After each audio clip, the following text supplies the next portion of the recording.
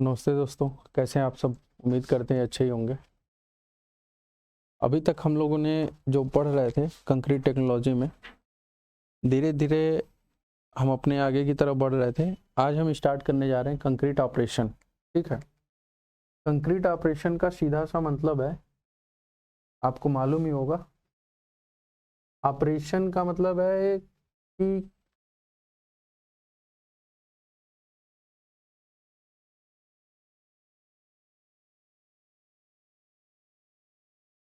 हम जो कंक्रीटिंग का जो भी कार्य करते हैं, जो भी कंक्रीटिंग हम करते हैं, ठीक है, तो कंक्रीटिंग आपको नाम लेते हैं कंक्रीटिंग, तो आपके दिमाग में तुरंत आ जाना चाहिए कि इसमें किसका किसका मिक्सर होगा। सीमेंट का होगा, एक सैंड का होगा और एग्रीगेट का होगा।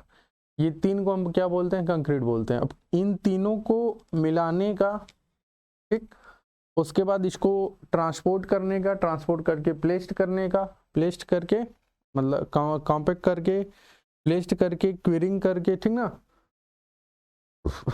उससे पहले भी जब आता है कि स्टोरिंग कैसे की जाती है, बैचिंग कैसे की जाती है, mixing, transporting, framework, placing, compacting, finishing, curing, removal of framework और कंक्रीट।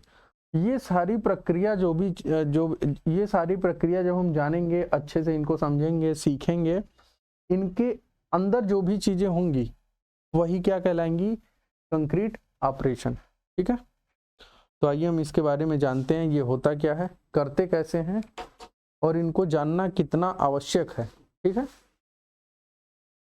इनको जानना इसलिए भी आवश्यक होता है कि जैसे हम कहीं भी कंक्रीट का मतलब होता है जो भी हम सीमेंट है, ठीक है, एग्रीगेट है, इनको हम कहीं भी ले जाके क्या कर देते हैं, प्लेस्ड कर देते हैं, या कहीं भी ले जाके हम रख देते हैं। तो उनको किस कंडीशन में रखना चाहिए, क्या इसके लिए उपयोगी होता है, क्या अनुपयोगी होता है, मतलब जो भी सारी चीज़ें हैं इनको हम कैसे जानते हैं। ठीक ना, तो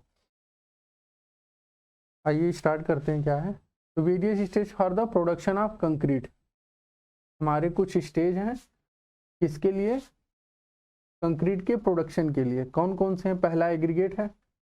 अब एग्रीगेट दो होते हैं, फाइन एग्रीगेट और कोर्स एग्रीगेट। इसको भी मालूम है 4.75 mm से जो छोटा होता है, ठीक ना, वो क्या कहलाता है, अप टू, मान लीजिए ये क्या कहलाता है, फाइन एग्रीगेट कहलाता है। क्या कहलाता है, फाइन एग्रीगेट। अब इसके बाद ग्रेटर देन 4.75, ठीक है, mm, ये क्या कहलाएगा, कोर्स एग्रीगेट। ठीक, तो इसको क्या कहते हैं, कोर्स एग्रीगेट। अब उसके बाद ये दोनों हो गए, इसके बाद अब इनको स्टोरिंग करने की क्या, अब स्टोर कौन क्या क्या चीज करते हैं, सीमेंट को कैसे स्टोर करेंगे, वाटर कहाँ से लेते हैं, इसका पीएच वैल्यू क्या होता है, ठीक है, ये सब सारी चीजें हम क्या करते हैं, जानेंगे। फिर बैचिंग होता है, बैचिंग का मतलब होता है मिलाना। ठीक है, मिलाने का मतलब सीमेंट को, सैंड को, एग्रीगेट को, इनको किस प्रोपोर्शन में मिलाते हैं, वाटर को किस प्रोपोर्शन में मिलाते हैं। इससे पहले हम वाटर सीमेंट रेशियो भी पढ़े थे। ये सब सारी चीजें हम किस में जानेंगे, बैचिंग में जानेंगे। इसके बाद आता है मिक्सिंग, सॉरी, बैचिंग का मतलब ये होता है कि किस वॉल्यूम में लेते हैं, वेट में लेते हैं, कि किस में लेते हैं। ये सब सारी चीजें हम जिसमें जानते हैं, जिसमें हम गेन करते हैं, जो भी जानकारी हम लेते हैं, ये सब किस में कहलाता है, बैचिंग। बैचिंग बाई वॉल्यूम भी हो सकता है और बाई वेट भी हो सकता है। ठीक है, फिर उसके बाद आता है मिक्सिंग। मिक्सिंग का मतलब कितना प्रोपोर्शन कहाँ से और कितना मिलाना है, किस काम के लिए। ठीक है, वो चीजें हैं।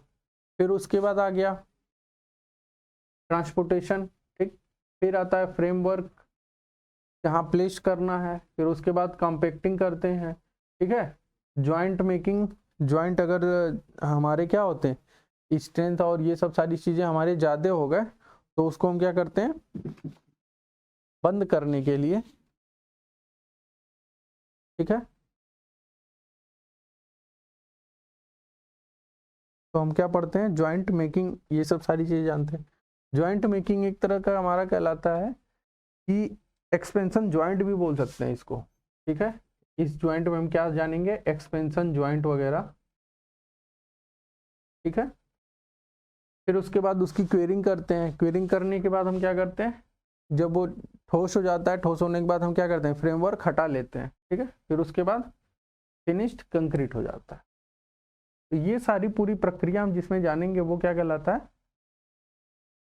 Production of concrete.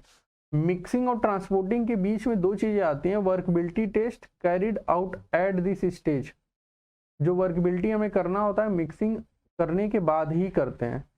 Simple for strength test taken, यहीं से लिया जाता है क्या करने के लिए, स्ट्रेंथ को ज्ञात करने के लिए। अब कौन सा स्ट्रेंथ, जैसे कंप्रेसिव स्ट्रेंथ टेस्ट हो गया, स्लम्प टेस्ट हो गया।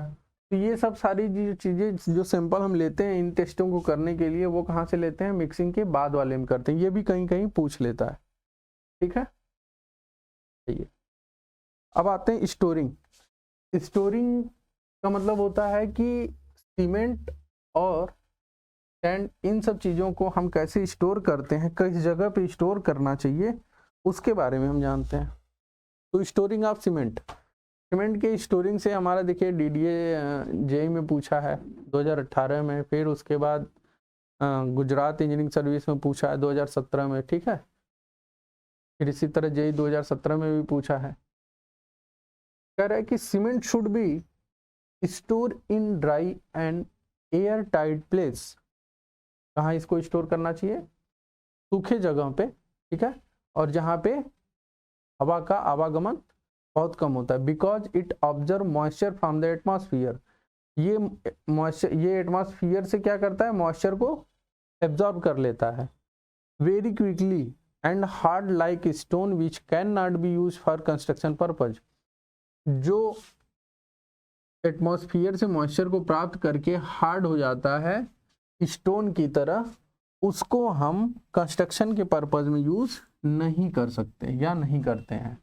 Cement should be store for minimum period because it strength reduce due to storage of period, ठीक है। कह रहा है कि सीमेंट को हम ज़्यादा समय तक स्टोर नहीं करते हैं और ना ही करना चाहिए। क्यों नहीं करना चाहिए, तो यहाँ पे एक क्वेश्चन आ जाता है कि क्या सीमेंट समय के साथ उसका स्ट्रेंथ बढ़ता है, घटता है या बराबर रहता है। तो उसका आंसर देखिए इसी में है, इसी में से क्वेश्चन भी पूछा जाता है। तो सीमेंट का जो स्ट्रेंथ होता है, जो स्ट्रेंथ होता है वो समय के साथ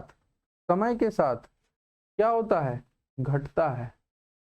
क्या होता है, घटता है, ठीक है। आंसर ये मिल गया। Cement supply in 50 kg bag या 200 kg स्टील ड्रम। जब छोटे जगहों पे या अक्सर हमें 50 kg के बैग में मिलता है, और नहीं तो बड़े जगहों पे हमें करना है तो 200 kg के ड्रम में भी आता है, ठीक है। आइए, कहता है reduction of strength due to storing of cement. तो कैसे कैसे रिडक्शन होता है, अगर कोई सीमेंट है, ठीक है, और उसका रिड्यूस कैसे स्ट्रेंथ होता है, तो अगर कोई फ्रेश है, फ्रेश मतलब वो कहीं पे सीमेंट खदान से निकाला, मतलब फैक्ट्री से, और लाने के बाद कहीं हम रख दिए, ठीक है, अभी उसको महीने भर भी नहीं बीते हैं, वो क्या कहलाएगा, 1 से लेके 3 महीने के बीच में उसकी स्ट्रेंथ कितनी घटेगी, 0% घटेगी। 3 महीना अगर हो जाता है, 3 महीने के बाद उसकी स्ट्रेंथ कितनी घट जाएगी, 20, मतलब उसमें स्ट्रेंथ कितना बचा, 80%। अगर वही 6 महीने रख दिए तो उसका 30% रिड्यूस हो गया, अब स्ट्रेंथ कितना देगा वो, 70%। 12 महीने रख दिए 40%, 24 महीने रख दिए 50%।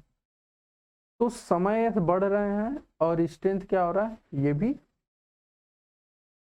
घट रहा है, ठीक ना। स्ट्रेंथ क्या हो रहा है, घट रहा है। 80, 70, ठीक ना, 60 और ये 50, ये स्ट्रेंथ है। समय बढ़ रहा और स्ट्रेंथ क्या हो रहा, घट रहा, ठीक है बालक। ये चीजें अक्सर पूछ ली जाती हैं, यहीं से क्वेश्चन आया है।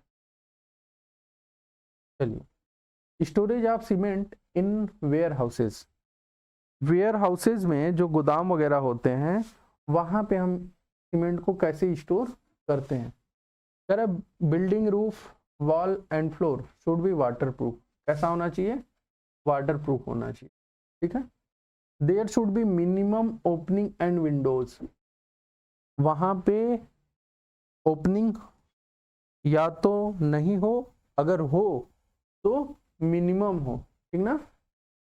Surrounding area should be free from water loss, जो चारों तरफ का एरिया होता है वो कैसा होना चाहिए, जो शीलन होता है, वाटर लॉग्स एरिया, जल ग्रसित एरिया होता है या उसके आसपास जल कहीं इकट्ठा न हो, ठीक ना, ऐसे एरिया को वाटर लॉग एरिया बोलते हैं। ये सब सारी चीजें आपको किस में मिलेंगी, वाटर लॉग किसे कहते हैं, ठीक ना, ये सीपेज क्या होता है, ये सब सारी चीजें इरिगेशन में पढ़ने को मिलेंगी। तो उसके चारों तरफ क्या होना चाहिए, वाटर लॉग्स नहीं होना चाहिए, ठीक है। फिर कह रहा है godown floor should B height of minimum 45 centimetre from ground level, उसके ग्राउंड लेवल से, जो हमारा ग्राउंड लेवल है उससे कितना ऊपर होना चाहिए, 45 सेंटीमीटर ऊपर होना चाहिए, ठीक ना। ए वुडन प्लेटफॉर्म ऑफ हाइट 150 या 200 mm is prepared above the floor to avoid direct contact between floor and cement bags। कह रहा है कि ग्राउंड लेवल से पहले तो कितना ऊपर होना चाहिए, 45 सेंटीमीटर क्या होना चाहिए, हमारा फ्लोर लेवल। और अगर अब फ्लोर लेवल के ऊपर भी हमारा 15 से 20 सेंटीमीटर हम क्या करते हैं, एक लकड़ी का एक प्लेटफॉर्म दे देते हैं, उसके ऊपर रखा जाता है। तो पूरा का अगर हम कैलकुलेट करते हैं या पूछ लिया कि पूरा ग्राउंड लेवल से कितने हाइट पे हम सीमेंट बैग को रखते हैं, तो 45 और 15 कितना हो गया, 60 या 80, 60 और 65 के आसपास, ठीक है, सेंटीमीटर ऊपर रखते हैं। Stack height should not be more than 15 bag, जो भी हम सीमेंट रखेंगे, जैसे ये हमारा ग्राउंड लेवल हो गया, ठीक, क्या हो गया, जीएल,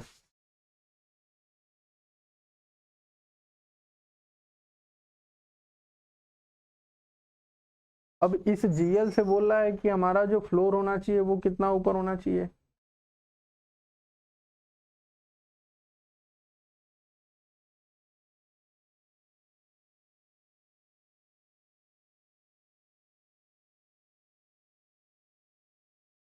पैंतालीस सेंटीमीटर होना चाहिए। अब इससे ऊपर भी हम क्या करते हैं, ऐसे हम कुछ लकड़ी का गुटका रखते हैं और उसके ऊपर एक वुड का प्लेटफॉर्म रख देते हैं, ठीक है।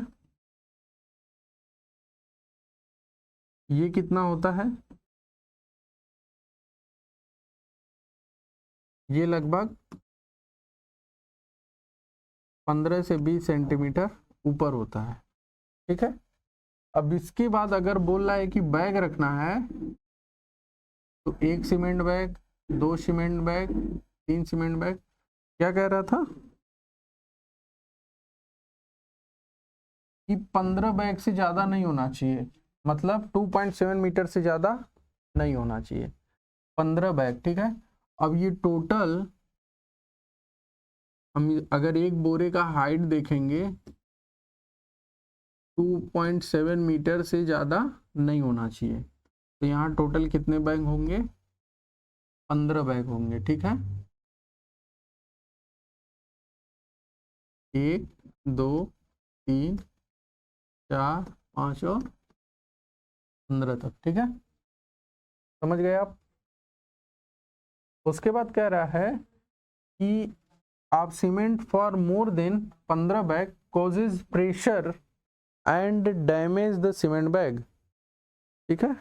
कारण क्या है कि ये ज़्यादा प्रेशर हो जाएगा तो भी दिक्कत होगी, सेटल होने लगेंगे, ठीक है, और ये बोरा जो बैग होते हैं वो क्या हो, डैमेज ना हो जाए, इसलिए, ठीक। अब stack should be 30 centimetre away from the external wall, ठीक है। Each stack should be connected closely to avoids the air circulation. अब देखिए यहाँ क्या कह रहा है कि ये जो हमारा एक्सटर्नल वॉल होना चाहिए उससे दूरी कितनी होनी चाहिए,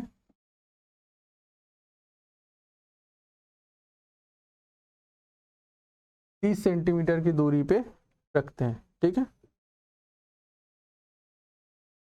फिर उसके बाद passage width of 90 centimetre to 12 centimetre is provided between the stack.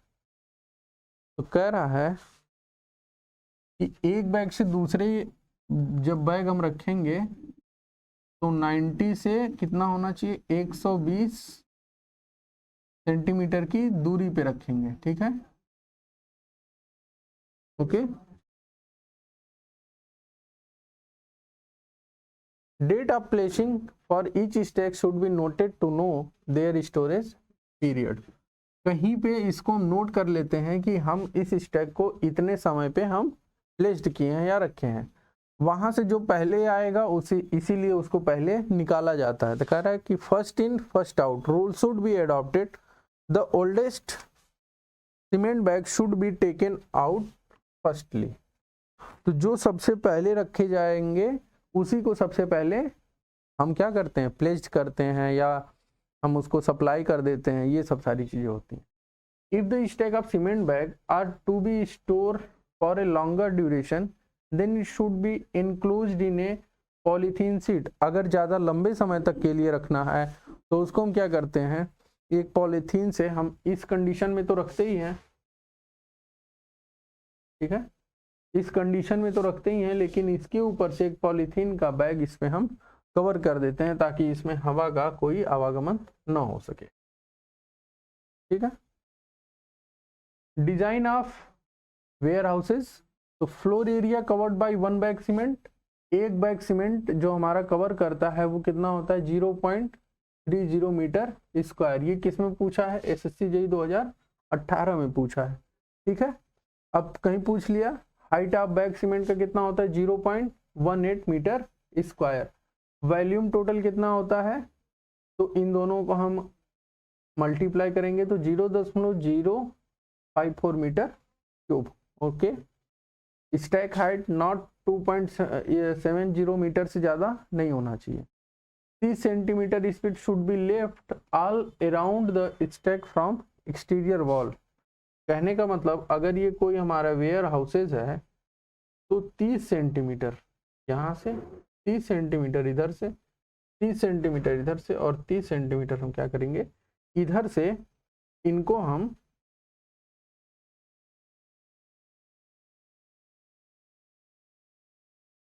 छोड़ के, ठीक ना, 30 30 30 और 30 centimetre.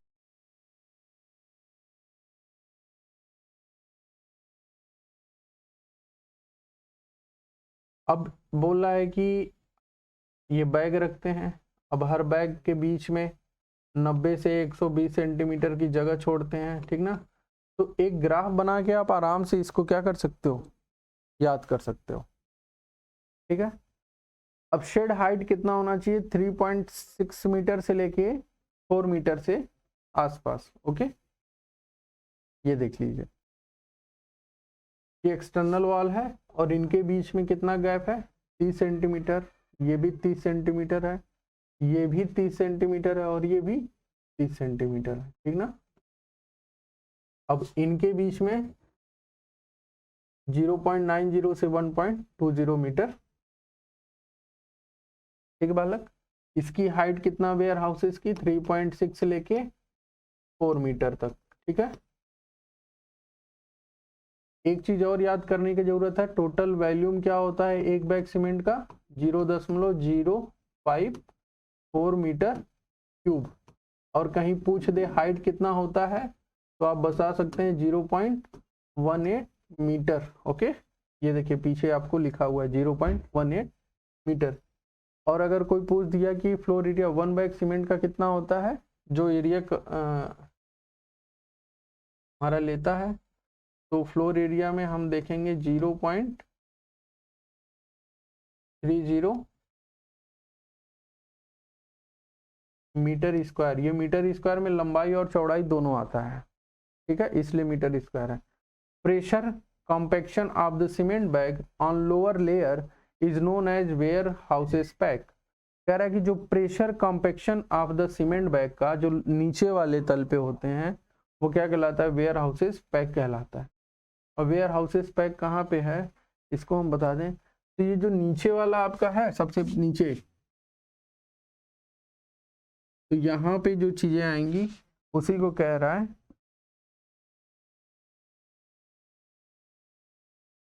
Where houses pack. Okay, तो इसको भी याद रखिएगा।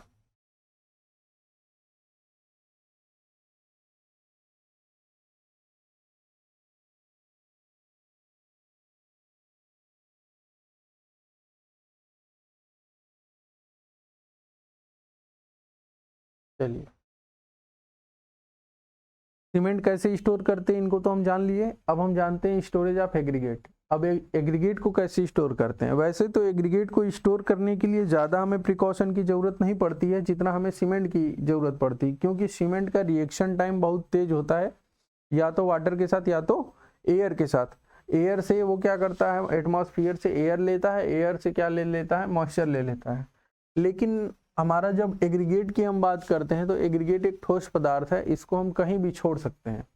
लेकिन अगर ज़्यादा समय तक कहीं पे छोड़ते हैं तो इसमें धूल मिट्टी जमने का वो रहता है। उससे पहले हम उसको क्या करते हैं, वॉश कर लेते हैं, ठीक है, ज़रूरत पड़ती है तो।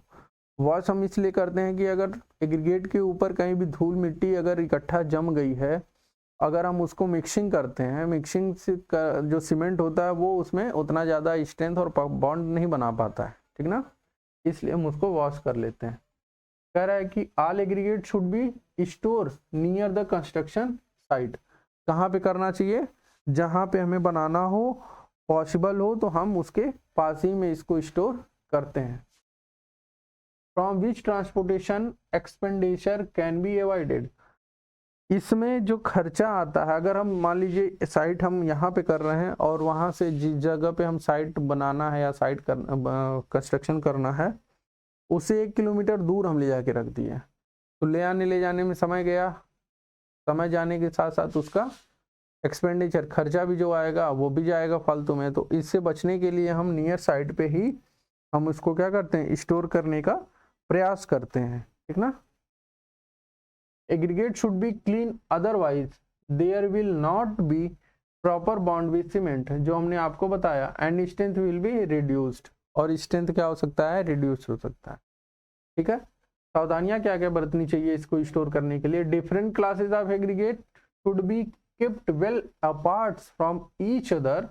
Wall divider will help to prevent different aggregate getting mixed in which।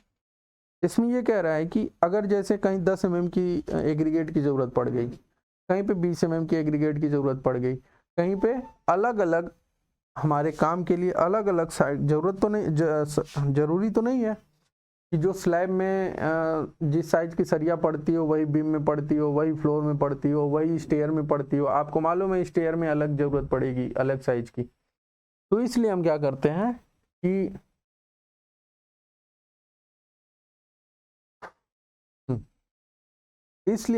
हैं कि जो अलग अलग साइज की जो हमारी एग्रीगेट होती है उसको हम अलग अलग जगह पे क्या करते हैं, इकट्ठा कर लेते हैं। ओके, जब अलग अलग जगह पे इकट्ठा करते हैं तो जिस साइज की हमें ज़रूरत पड़ती है वहाँ से हम उसको लेते हैं और ले जाके मिक्सिंग कर देते हैं। नहीं तो मिक्सिंग करते समय हमें क्या होता है, दिक्कत का सामना करना पड़ता है। ओके, समझ गए आप। चलिए, aggregate should be store in the form of trapezoidal lot. हमें कभी भी एक शंकु के आकार का, एक पहाड़ के आकार का ऐसे कहीं स्टोर नहीं करना चाहिए। हमेशा ट्रेपेजॉइडल में, हमेशा क्या करना चाहिए, ट्रेपेजॉइडल में ही इकट्ठा स्टोर करना चाहिए। Okay, conical heap of aggregate should be avoided. ठीक है, कोनिकल से हमें क्या करना चाहिए, बचना चाहिए। कोनिकल से इसलिए बचना चाहिए कि हम तो कहते हैं कि जैसे ऊपर ऊपर क्या होता है, सूखा रहेगा, नीचे जाके मॉइस्चर हो जाता है, ठीक है, या ऊपर से अगर कोई चीज़ एग्रीगेट भीग गया तो नीचे वाला क्या होता है, नीचे जाके पानी बैठा रह जाता है। तो इसलिए हम चीज़ों को बराबर वेंटिलेशन के लिए हम ट्रेपेजॉइडल में करते हैं, ठीक है। ये चीज़ देखिए, maximum height of the pile or lot should be restricted to 1.5 metre. 1.5 metre से ज़्यादा हम उसको रखते भी नहीं है। Stack the fine aggregate in such a place where loss due to effect of wind is minimum। जो हमारा विंड से नुकसान होता है वो क्या हो, मिनिमम हो। तो इस प्रकार से रखते हैं। देखिए अलग अलग साइज के एग्रीगेट हैं, फाइन एग्रीगेट इधर है और कोर्स एग्रीगेट इधर रखा गया है। फाइन एग्रीगेट 4.75 से छोटे वाले एक साइड में है और उसके बाद अलग अलग साइज वाले अलग अलग लॉट में रखा गया है, इसीलिए बोलते हैं इस प्रकार से रखते हैं। दूसरा, कभी भी एग्रीगेट को कोनिकल शेप में मत रखिए, कभी भी एग्रीगेट को इस प्रकार से मत रखिए, ठीक है। हमेशा एग्रीगेट को प्लेस्ड करना हो तो या तो इस प्रकार से या तो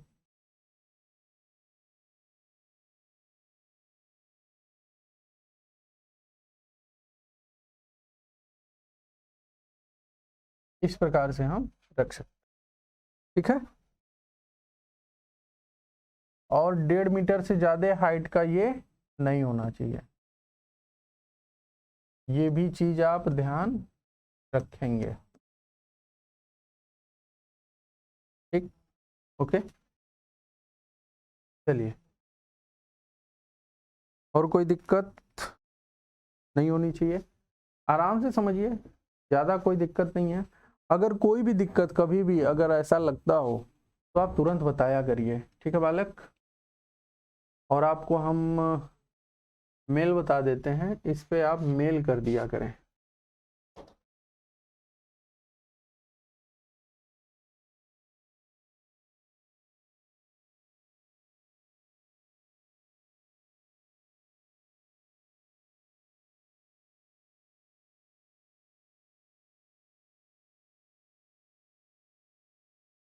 ठीक है,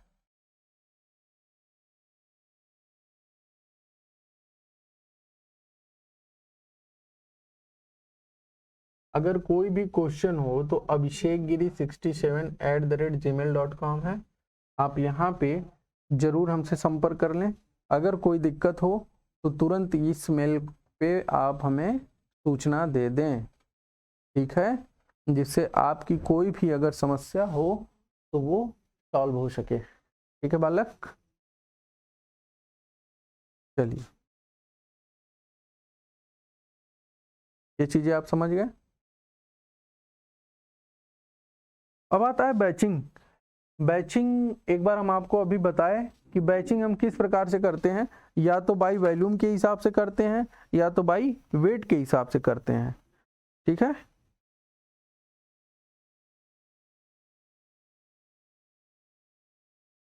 इस बीच हमारा कुछ लेक्चर अपलोड नहीं हो पा रहा है किसी कारण की वजह से, लेकिन आप अब हमेशा लेक्चर समय पे अपलोड हो जाएगा, ठीक है।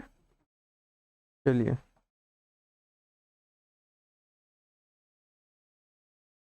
process of measuring the required quantities of all the ingredients of concrete in order to obtain the uniform proportion and grading of aggregate is called batching।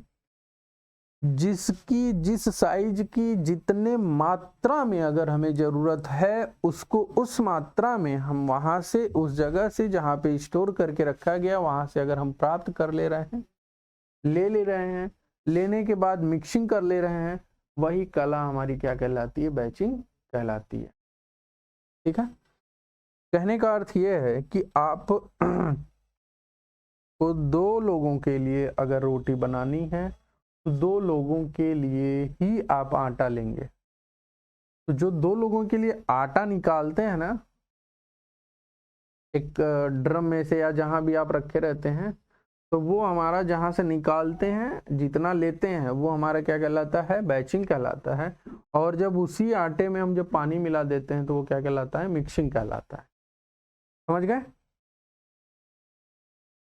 चलिए, accurate measurement of ingredient give more strength and workability.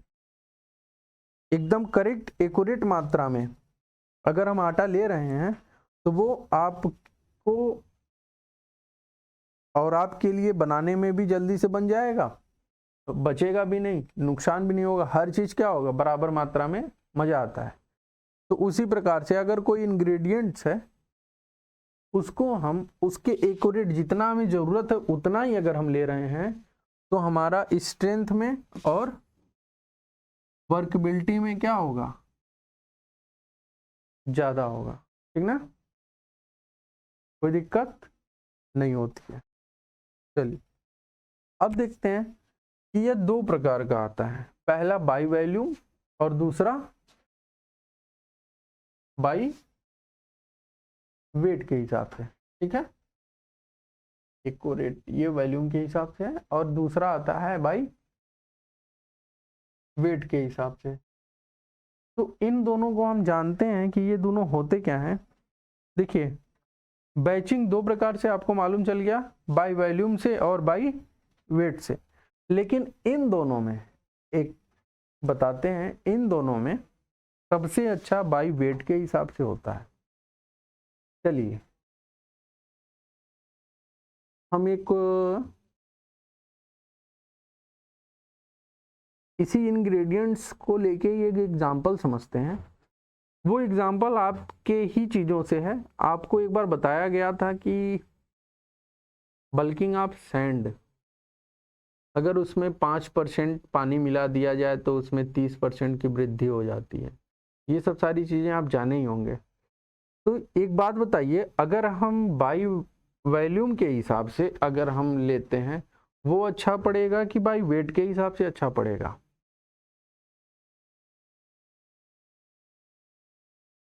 हमेशा और हमेशा जो हम prefer करते हैं by wait के हिसाब से हमें प्रीफर करना चाहिए और प्रीफर करते हैं। क्यों? क्योंकि जितना वेट की हमें आवश्यकता है उतने ही वेट हम लेंगे। अगर अगर किसी बालू में, किसी सैंड में पानी मिला दिया जाए और वॉल्यूम के हिसाब से हम ले रहे हैं, पानी मिलाने पे उसकी वॉल्यूम क्या हो जाएगी, बढ़ जाएगी। बढ़ जाएगी कि नहीं? तो हमें जितना बालू लेना था उतना बालू तो हम लिए नहीं, बालू तो कम लिए, वॉल्यूम में हमें घाटा मिल गया। ठीक है, अब जहां पे उसको प्लेस करना है वहां भी नुकसान होगा, वाटर मिलाना है वहां भी नुकसान होगा।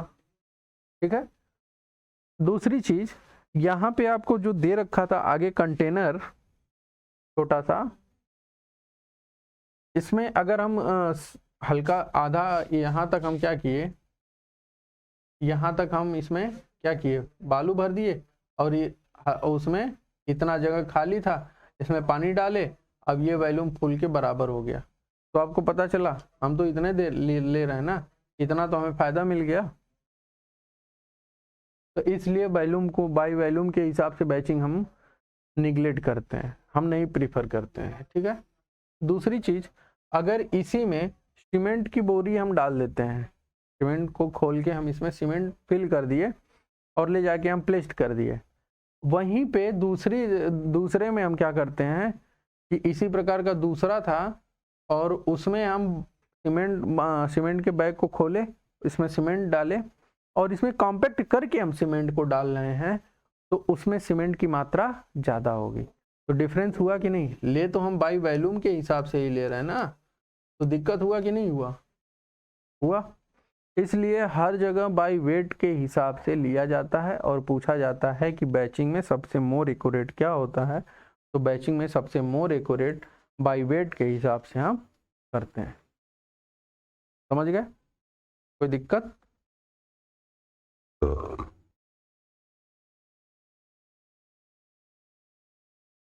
नहीं है, होनी नहीं चाहिए। चलिए,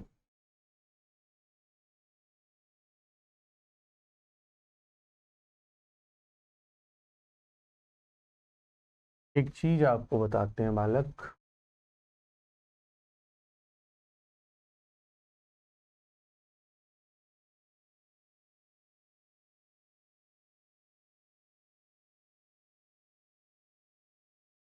इस समय जो कंडीशन चल रही है समाज में, जो भी चीज़ें हैं बहुत गंभीर चल रही हैं। अगर आप अपने से खुद से समझ के अपने आप को, अपने कदम को, अपने लाइफ को नहीं बढ़ाएंगे, नहीं करेंगे, तो हर जगह ठोकर और धोखा। और ये समझ पैदा करने के लिए आपको पढ़ना, सीखना बहुत आवश्यक है। समाज में रहना, आज के लोगों को जानना बहुत आवश्यक है। हम घर में बैठ के समाज के लोगों को नहीं जान सकते, हम घर में बैठ के घर नहीं चला सकते। ठीक है, जिम्मेदारी एक ऐसी चीज़ होती है कि हमें घर से बाहर निकलना पड़ता है और लोगों को समझना पड़ता है। जो नहीं समझते हैं हमेशा दुख का कारण वही बनता है।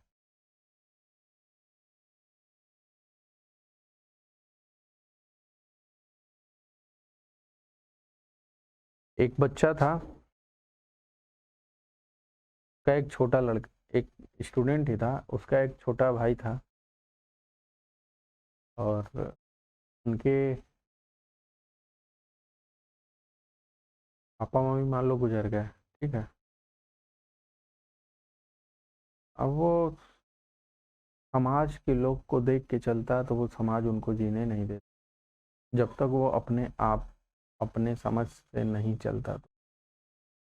और कोई चलने भी नहीं देगा। और लोग मजाक भी उड़ाते हैं उस चीज़ का कि बच्चे हैं करेंगे क्या। अगर उसी में से कोई ठीक ठाक पढ़ा लिखा समझदार है तो ये सब सारी चीज़ें कोई सिखाता नहीं है कि समाज में रहते कैसे हैं, समाज करना क्या। ये सब समाज में रहते रहते, पढ़ते पढ़ते, सीखते सीखते, लोगों के बीच में आते जाते रहते, तभी चलते फिरते ही समझ में आ जाती है। इसकी कोई किताब नहीं बनी है। किताब बनी भी होगी तो उसमें बहुत मेहनत करके पढ़ना होगा, वो भी फिर माइंड से स्लिप हो जाएगा। तो लोग कहें कि भाई ये बच्चे कैसे रहेंगे अब।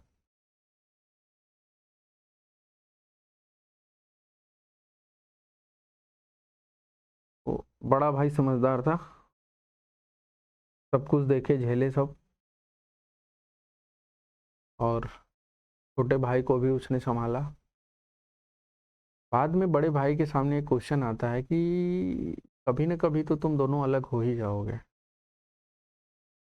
होता है, समाज ही ऐसा है। और मैं ये भी कहता हूँ कि 100 में से 97 लोग अलग हो ही जाते हैं। लेकिन वो जो 3 लोग होंगे, क्या वो 3 लोग बन के 97 और जो 97 है वो 3 नहीं बन सकते? आप बदल नहीं सकते अपने आप को? बदल सकते हो। ये सिर्फ आप 2 लोगों की समझदारी पे ही होगा। आप दोनों लोग की समझदारी, सहभागी और सद्बुद्धि एक साथ अगर साथ में हो तो आप लोग, तो आपको कोई नहीं अलग कर सकता। क्योंकि जो समस्याएं आपके अपने मम्मी पापा के रहते में देखी है वो और कोई नहीं देख सकता। कहने का अर्थ ये है कि शादी हो जाती, लोग कहते हैं शादी हो जाएगी, पत्नी आएगी, बीबी आएगी तो अलग कर देती है।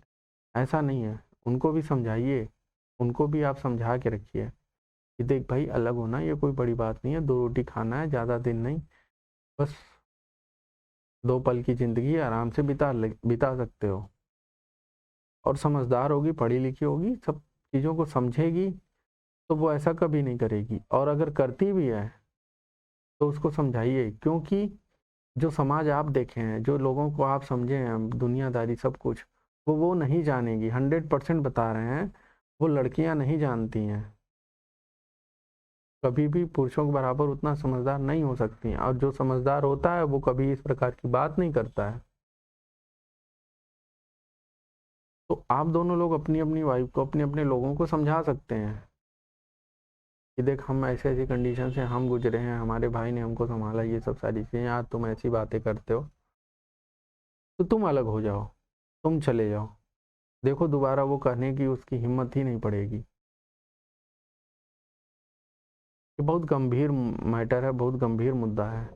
न चाहते हुए भी लोग अलग हो जाते हैं, और कोई भाई अपने भाई से अलग नहीं होता, यही लोग आगे कराते हैं बाहर से।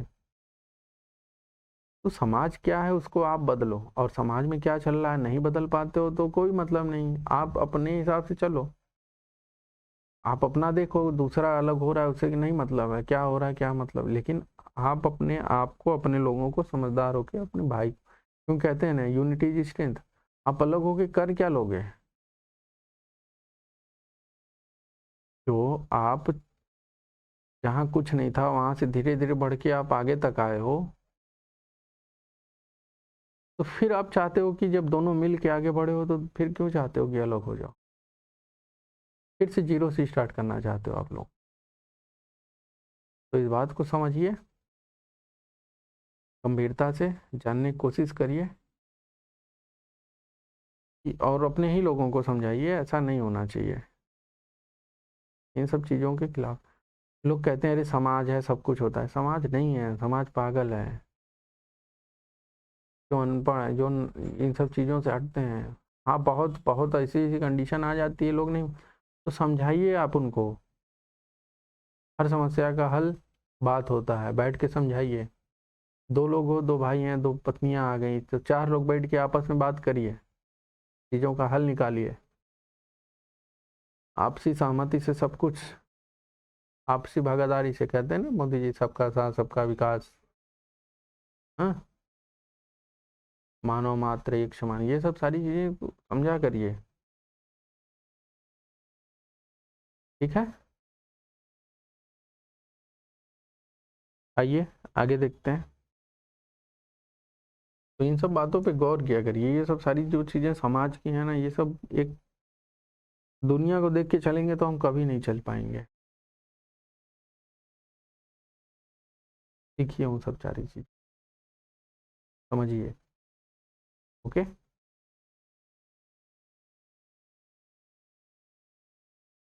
हमें ये कोई बाहरी चीज, बाहरी लोग नहीं बताते हैं। हम, हमारे टीचर, हम झेलेंगे, आपको बताएंगे, आप झेलिए, दूसरे को बताइए, समझाइए, सिखाइए, सब कुछ करिए। आप अपने चीज़ों पे, अपने बातों पे अडिग रहिए, बाकी कुछ भी हो जाए वो आपको झेलना पड़ेगा, लेकिन आप अपने मुद्दे से मत हटिए। झेलना ना पड़ता तो चीज़ें आसानी से नहीं हो जाती।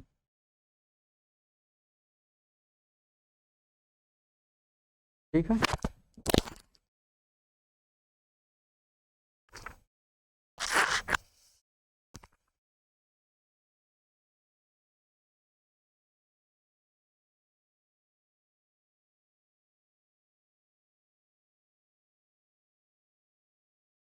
आइए आगे हम देखते हैं, कहाँ थे हम, बाई वॉल्यूम पे। तो volume batching is not good, लिखा है ना, this is not good for the proportioning the material because of volume is motion in a loose condition weight much less than the same volume of dry compacted sand। कह रहा है कि अगर कोई moisture वाला सैंड है तो वो भी क्या होगा, बाय वेट के हिसाब से कम हो जाता है, लेकिन उसका ड्राई कंडीशन में क्या होगा, वॉल्यूम कॉम्पैक्टेड बराबर होगा। तो वॉल्यूम और वेट में बहुत ज़्यादा फर्क हो जाता है। ठीक है, in this method a batching a wooden or steel gauge box is used whose volume is equal to one bag of cement 35 liter। There is not easy to measure the granular material in term of volume in volume batching method। ठीक है, in the method of volume batching cement is always measured by weight and aggregate in volume। Aggregate को volume में लेते हैं और cement को हमेशा wait में लेते हैं। During filling for most the materials should be filled loosely and no any compaction is done, and after filling the top surface of the gauge box is level। In term of easiness volume batching is done for small project, small project के लिए ही हम volume method को अपनाते हैं, ठीक ना। जहाँ पे बड़ा हो वहाँ पे बाई वेट। तो accuracy of volume batching is not good over the weight batching. तो ये वॉल्यूम बैचिंग वेट बैचिंग से क्या है, अच्छा नहीं है। साइज ऑफ गेज बॉक्स का 27 centimetre into 27 centimetre into 48 centimetre, ठीक है। तो LVH आपको बताया ही गया था।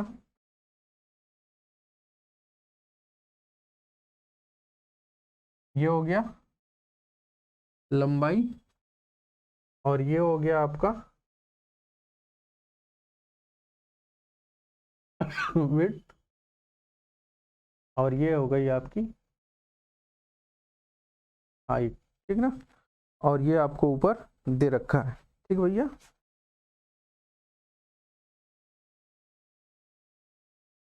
Wait this method of batching is more accurate. आ गया, सबसे सही कौन है, method of batching. And all ingredient are measure in term of KG. सभी इंग्रेडिएंट्स हम किस में लेते हैं, केजी में लेते हैं।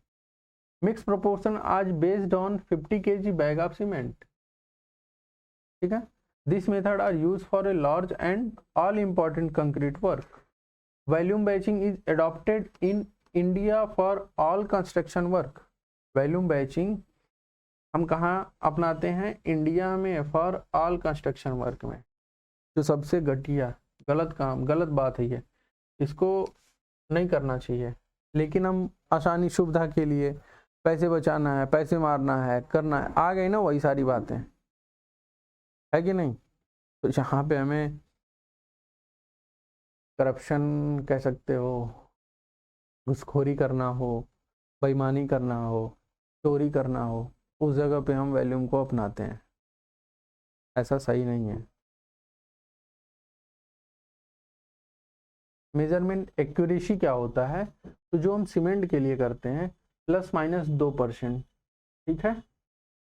और एग्रीगेट और वाटर के लिए ±3%, ठीक बालक। सीमेंट का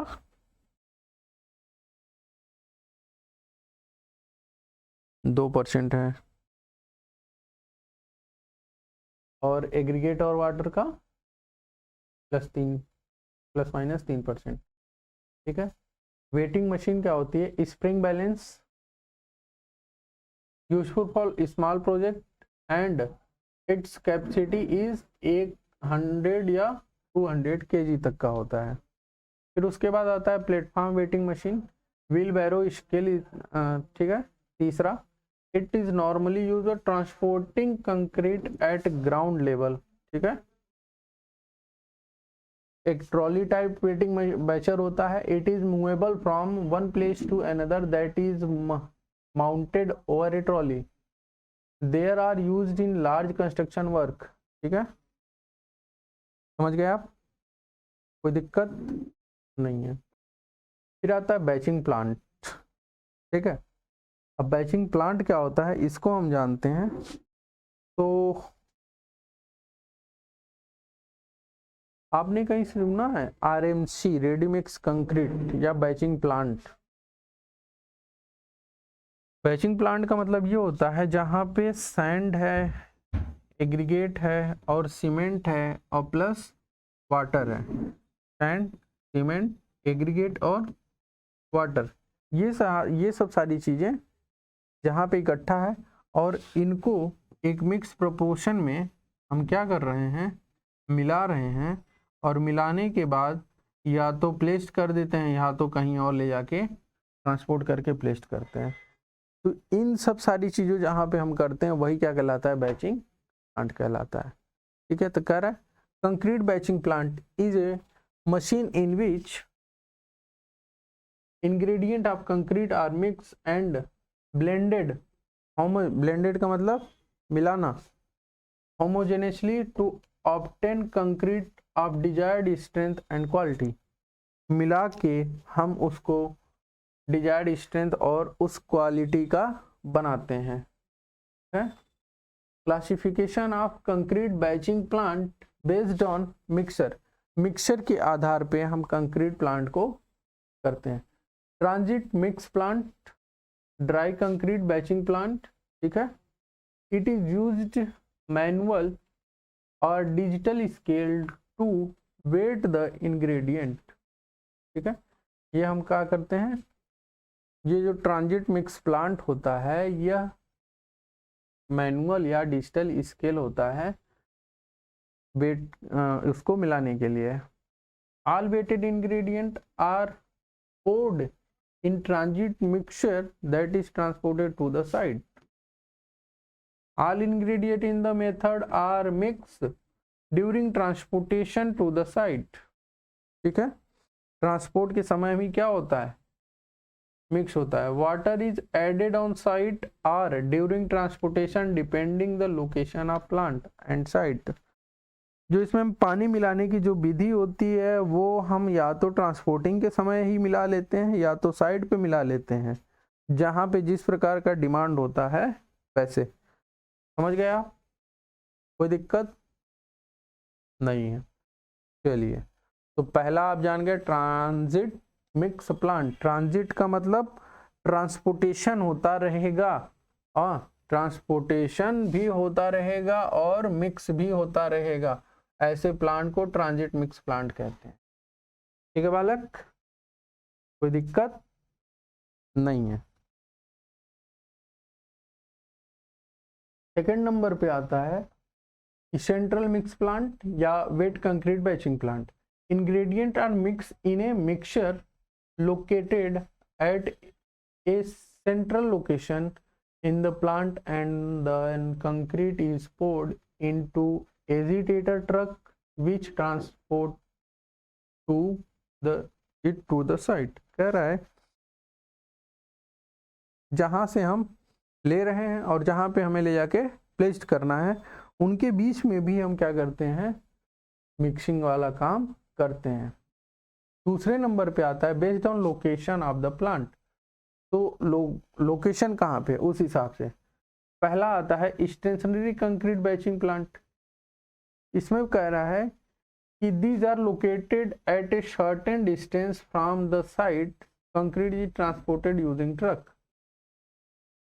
इनको ले जाने के लिए हम क्या करते हैं, क्या यूज करते हैं, ट्रक का यूज करते हैं। अब इस ट्रक में these plant are high efficiency and produce good quality of concrete. It is used for commercial project having large duration and large demand of concrete। अब देखिए कहीं पे अब मैक्सिमम जो बन रहा है पीसीसी बनती है, तो पीसीसी बनती है तो वो पीसीसी बनाने के लिए प्री स्ट्रेस कंक्रीट बनता है, ठीक है। अब प्री स्ट्रेस कंक्रीट बनाने के लिए आपको एक जगह टेम्पोररी क्या करना पड़ता है, साइट बनाना पड़ता है। तो जब हम टेम्पोररी साइट बनाते हैं वहां पे हमें उसको क्या करना पड़ता है, ढालना पड़ता है, और वहीं पे हम क्या करते हैं, प्लांट बना लेते हैं, ठीक ना। और उस प्लांट के लिए वहीं पे मिक्सचर करते हैं और उसको हम ढाल के बनाते हैं। तो ये सब सारी किसमें आएंगी, इसमें आती हैं। फिर आता है mobile concrete batching plant. This type of plant have less efficiency, इसकी क्षमता कितनी कम होती है, and capacity the stationary then stationary plant, ठीक है। मिक्सिंग, बैचिंग समझ गया। बैचिंग के बाद अब क्या आता है, मिक्सिंग आता है, ठीक है। तो मिक्सिंग में आपको ज़्यादा कुछ तो समझने की जरूरत नहीं। बैचिंग में हम क्या किए, चीज़ों को उठाए और एक जगह हम इकट्ठा कर लिए हैं, ठीक है। इकट्ठा करने के बाद अब हमारा काम आ गया कि अब हम इसको आगे का कार्य कैसे करते हैं, ठीक है बालक, कोई दिक्कत, कोई समस्या नहीं है। चलिए, मिक्सिंग में हम करते हैं कि the process in which different ingredient of the concrete are mix in a specified proportion for the production of homogeneous concrete, ठीक है। अलग अलग इंग्रेडिएंट को मिक्स करते हैं और जो हमारा स्पेसिफाई दे रखा है उसी के प्रोपोर्शन में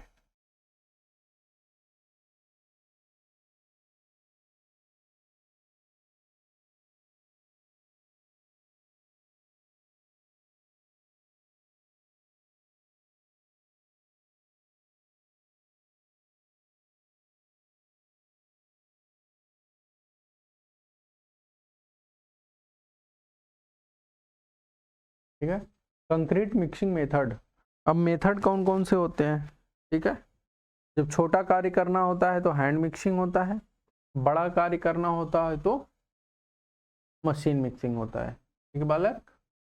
ठीक, तो देखिए हैंड मिक्सिंग में हम क्या करते हैं कि this method of mixing is done by manual labour, इसमें लेबर लगे होते हैं। It is adopted for small and less importance project. अब देखिए इसको इंपॉर्टेंस समझिएगा, जेएसएससी में पूछा, 2020 इसमें पूछा, एसएससी में पूछा।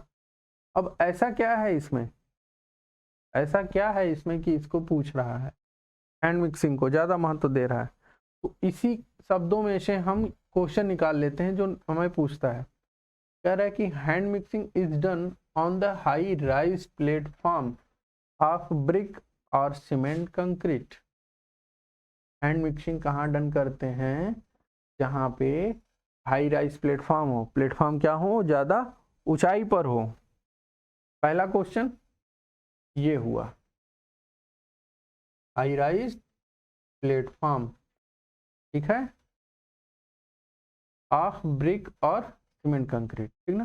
दूसरा देखिए 10% more cement is required than machine mixing for the same strength of concrete. अब मशीन मिक्सिंग वाले कंक्रीट से 10% ज़्यादा की ज़रूरत होती है हैंड मिक्सिंग कंक्रीट में। ये हुआ आपका दूसरा क्वेश्चन, हो गया। इन्हीं दो शब्दों से आपको क्वेश्चन मिल गए, कोई दिक्कत, हो जाएगा आराम से। चलिए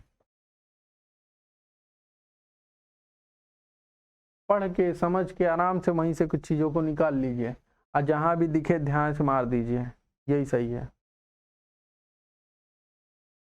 normally the mixing time is taken 3 minute से ज़्यादा का नहीं होना चाहिए, नॉट ग्रेटर देन 3 मिनट, ठीक है बालक। नहीं तो उसके बाद उसमें क्या आ जाएगा, सेग्रीगेशन, क्या आ जाएगा, सेग्रीगेशन आ जाएगा, ठीक है बालक। मशीन मिक्सिंग, और मशीन मिक्सिंग देखिए इसमें नहीं पूछा है अभी, ठीक है बालक। For machine mixing various ingredient are mix with the help of machine. It is highly effective and rapid method for fulfilling the demand of short mixing time, optimum consistency and homogeneous quality of concrete. Machine mixing of concrete is most suitable in the large project where large masses of concrete are needed because it ensures the consistent homogeneity of the concrete, ठीक है बालक। तो इसमें ऐसा कुछ नहीं है जिसको हम न जाने या न जानते हों। जहाँ ज़्यादा प्रोजेक्ट हो गया या जहाँ बड़ा प्रोजेक्ट हो गया वहाँ पे मशीन मिक्सिंग का यूज़ करते हैं, मशीन मिक्सिंग बहुत जल्दी हो जाता है, ठीक है, यही सब सारी चीज़ें हैं। Firstly material are mix in machine in dry state, ठीक है, 1.5 से 2 मिनट तक, and then gradually added the correct quantity of water while the machine is in motion. पहले हम बैचिंग लेते हैं, बैचिंग का मतलब अलग अलग जगह से निकालते हैं, निकालने के बाद हम उसको मशीन में डाल देते हैं। अब उसको हम खाली सूखा, उसको हम 1.5 से 2 मिनट तक ब्लेंडेड करते हैं, घुमाते हैं, ठीक है। उसके बाद उसमें हम जितने मात्रा में हमें पानी की ज़रूरत है उसको हम डाल के फिर मिक्स कर लेते हैं। It is economical in comparison to hand mixing since 10% cement is save by the machine mixing. जो 10% सीमेंट वहाँ पे ज़्यादा लगता था वहाँ पे ये कम लगता है, तो इसलिए इसको हम इकोनॉमिकल मेथड मानते हैं। Water cement ratio can be kept less to obtain high strength concrete in machine mixing। इसमें पानी की मात्रा कम रखी जाती है as compare to hand mixing के माध्यम से, और इसमें स्ट्रेंथ भी कैसी होती है, अच्छी खासी होती है कंपैरिजन टू हैंड मिक्सिंग, ठीक है बालक। चलिए अब देखते हैं यहाँ पे मिक्सचर का क्लासिफिकेशन है, बैच मिक्सिंग है और कंटिन्यूअस मिक्सचर है, ए ड्रम टाइप फिर पैन टाइप। अब हम इसमें देखते हैं ड्रम टाइप में क्या क्या, नॉन टिल्टिंग टाइप, ठीक है, टिल्टिंग टाइप, फिर reversing type of force action.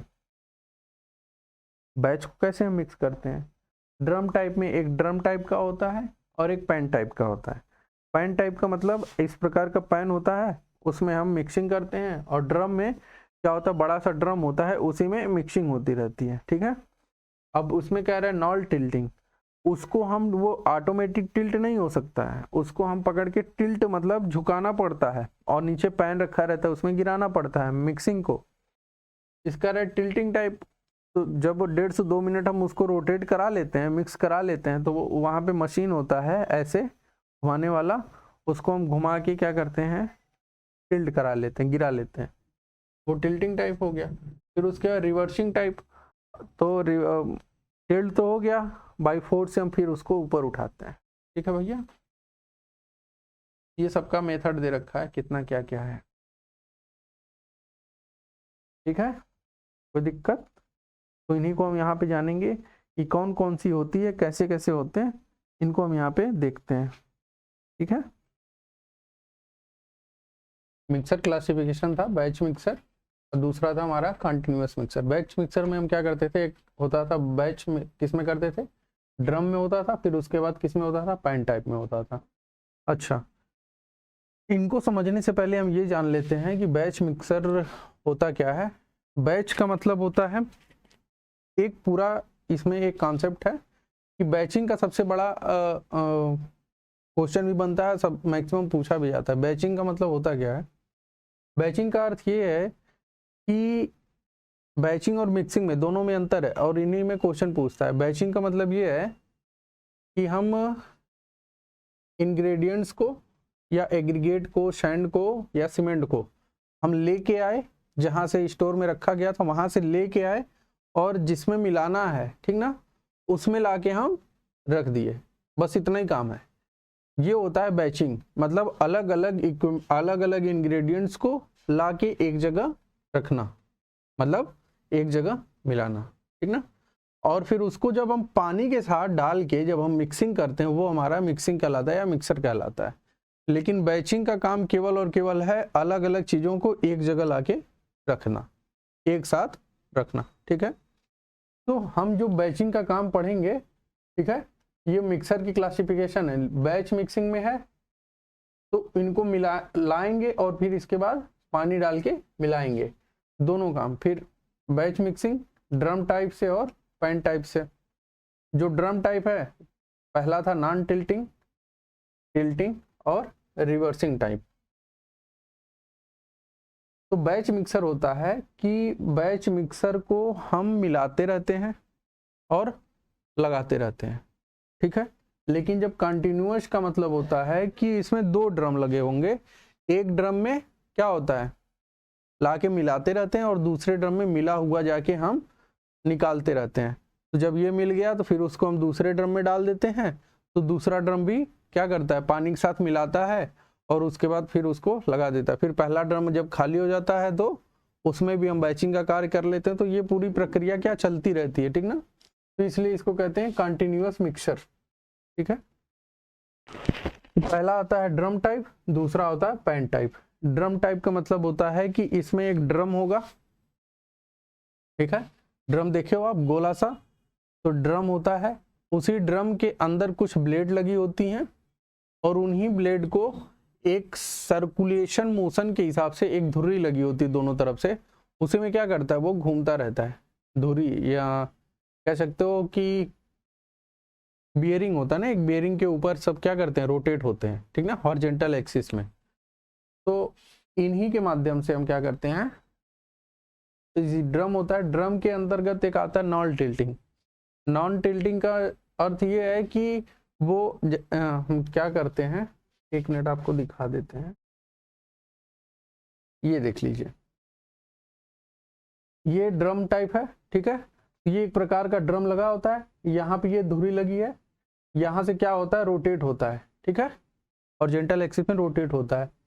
अब इसको हम इसकी मदद से हम चाहें तो इसको क्या करेंगे, इसको हम टिल्टिंग है, ठीक ना, ये कौन सा है, टिल्टिंग, मतलब ये पहले इधर से डालेंगे, ऊपर की तरफ इसका मुंह रहता है खुला हुआ, इधर से डालते हैं तो ये घूमता रहता है, इसके अंदर मिक्सिंग जब हो जाती है तो इससे हम क्या करते हैं, इसको व्हील से घुमा के इसको ये ऊपर वाला मुंह क्या करते हैं, नीचे करके गिरा लेते हैं, तो ये टिल्टिंग हो गया। और नॉन टिल्टिंग में क्या होता है कि ये नीचे की तरफ नहीं झुकता है, बल्कि एक प्लेट लगी रहती है, वो प्लेट को हम क्या करते हैं, इसी में जब डालना होता है तो ऊपर कर देते हैं, और जब निकालना होता है तो इसी को हम क्या करते हैं, नीचे कर देते हैं। जब नीचे कर देते हैं तो इधर से जब ये घूम रहा है, घूमने के बाद जो ऊपर कंक्रीट आता है वो इस पे गिरता है और गिर के इधर चला आता है, ठीक है। तो इस प्रकार से इसमें कार्य होते हैं, ठीक है बालक। तो टिल्टिंग और नॉन टिल्टिंग का मतलब यही है, ठीक है। और रिवर्सिंग टाइप और फोर सेक्शन, ठीक है, ठीक है। तो आप समझ गए होंगे, देख लीजिए इसको एक बार।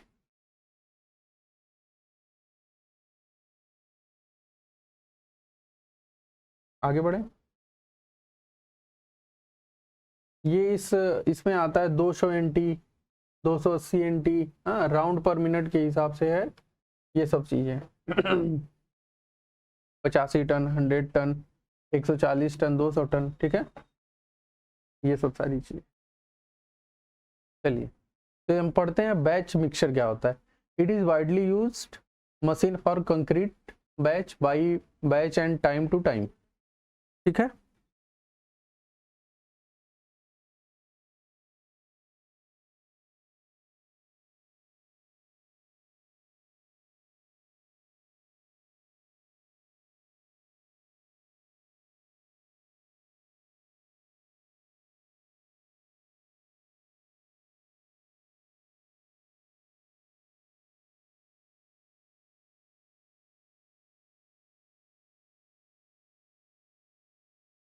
चलिए तो कह रहा है कि इसको हम मैक्सिमम यूज करते हैं, ये देखिए ऐसी 2014 में पूछा गया था, ठीक है। कह रहे it is widely use machine for concrete batch by batch and time to time. कह रहे कि इसको हम समय दर समय हम क्या करते हैं, मिलाते रहते हैं, ठीक है। All the material are mixed for some time and finally discharge until required amount of concrete mix is obtained। हम मिलाते रहते हैं और जब हमें इसकी ज़रूरत पड़ती है तब हम इसमें क्या करते हैं, जब हमें ज़रूरत पड़ती है तब हम इसमें से जो हमारा कंक्रीट मिक्स होता है उसको हम प्राप्त कर लेते हैं, ठीक है। उसके बाद आता है drum type mixture. Drum type mixture में in this case concrete ingredient are mix in a drum. कह रहा है कि इसमें जो हमारा कंक्रीट होता है उसके इंग्रेडिएंट्स को हम किस में मिक्स करते हैं, एक ड्रम में, ठीक है।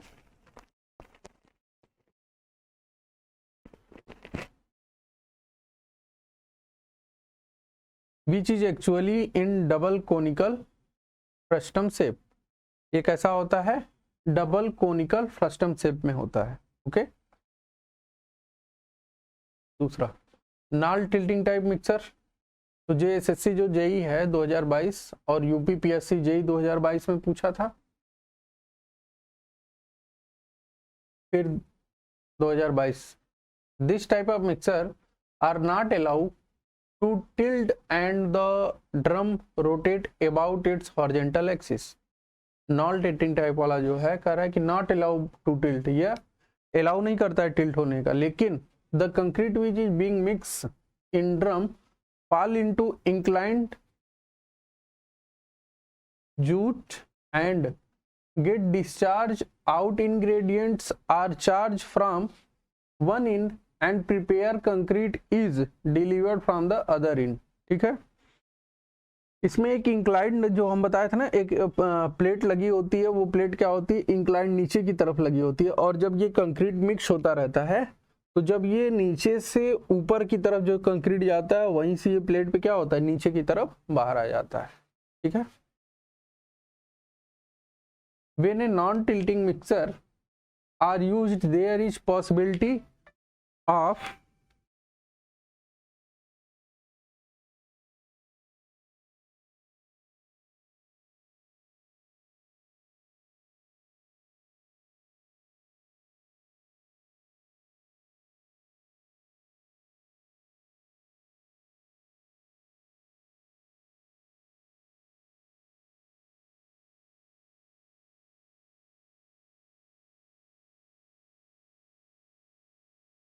ठीक है, कह रहा है कि जब ये when non tilting mixture are used there is possibility of vulnerable to segregation.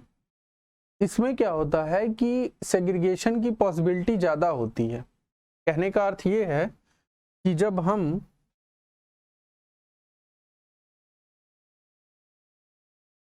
जैसे ये है, अब जब इसको नॉन टिल्टिंग है तो इधर हम क्या करते हैं, एक इंक्लाइंड हम क्या करते हैं, प्लेट लगा देते हैं, ठीक है, जिसे क्या नाम दिया है, जूट का नाम दिया है, ठीक है। अब इसको जब हम लगाते हैं तो ये जब रोटेट होके ऊपर जो कंक्रीट जाती है तो ये प्लेट अंदर तक रहता है, ठीक है। जब तो ये हमारी जो कंक्रीट होती है इस प्लेट पे आती है और ये धीरे धीरे करके बाहर आ जाता है, इसी प्रकार का। तो जब ये नीचे से ऊपर तरफ जाती है तो इसके जो एग्रीगेट होते हैं, जो सैंड होते हैं, ठीक है, जो सीमेंट होते हैं, पहले इसमें से मोटार बाहर आता है, मोटार का मतलब सीमेंट और सैंड बाहर आता है, उसके बाद जाके कंक्रीट का मतलब एग्रीगेट बाहर आता है।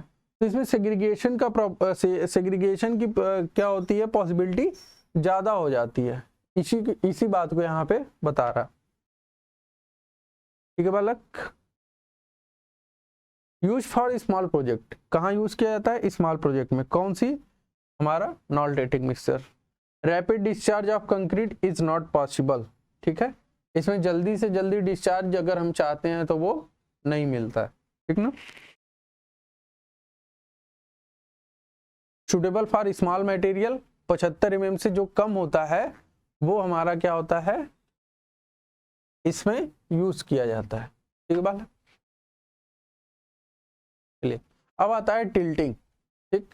तो टिल्टिंग ये देखने से ही लग रहा होगा कि ये हमारा ड्रम है, इस ड्रम में हम ऊपर से क्या करते हैं, कंक्रीट वगैरह ये सब मतलब एग्रीगेट्स एंड हर इंग्रेडिएंट्स को डालते हैं, और ये हॉरिजॉन्टल दूरी लगी होती है यहाँ पे, इधर साइड भी, और उसी पे ये क्या कर रहा है, रोटेट हो रहा है, ठीक ना।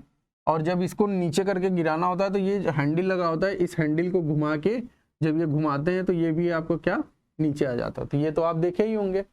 तो इसी को कहते हैं टिल्टिंग टाइप मिक्सर। क्या बोलते हैं, tilting type mixer.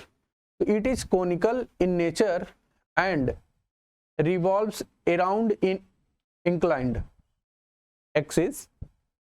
It can be tilted into different position for discharging and mixing. इसके लिए डिस्चार्जिंग और मिक्सिंग के लिए ये क्या होता है, अलग अलग पोजीशन पे हम इसको टिल्ट कर सकते हैं। It is rapid discharge process and use for large project, ठीक है। चलिए low workable concrete which contains large size aggregate, 75 mm से जिसका साइज ज़्यादा होता है जिस एग्रीगेट का, उसको हम यूज कर सकते हैं। Mixing efficiency of tilting mixer it depend upon, किस पे डिपेंड है, angle and shape drum, angle and size blade, ठीक है। डिसएडवांटेज क्या है इसका, disadvantage of the mixer is sticking of concrete to the bottom of drum. Advantage इसका ये है कि जहां पे ये गिरता है तो ये जब टिल्ट होता है ना तो यहीं पे ये गिरने लगता है, जो हमारा वेस्टेज मटेरियल ज्यादा मिलता है, ठीक है बालक, ठीक है। चलिए फिर आता है रिवर्सिंग टाइप मिक्सर, ठीक है।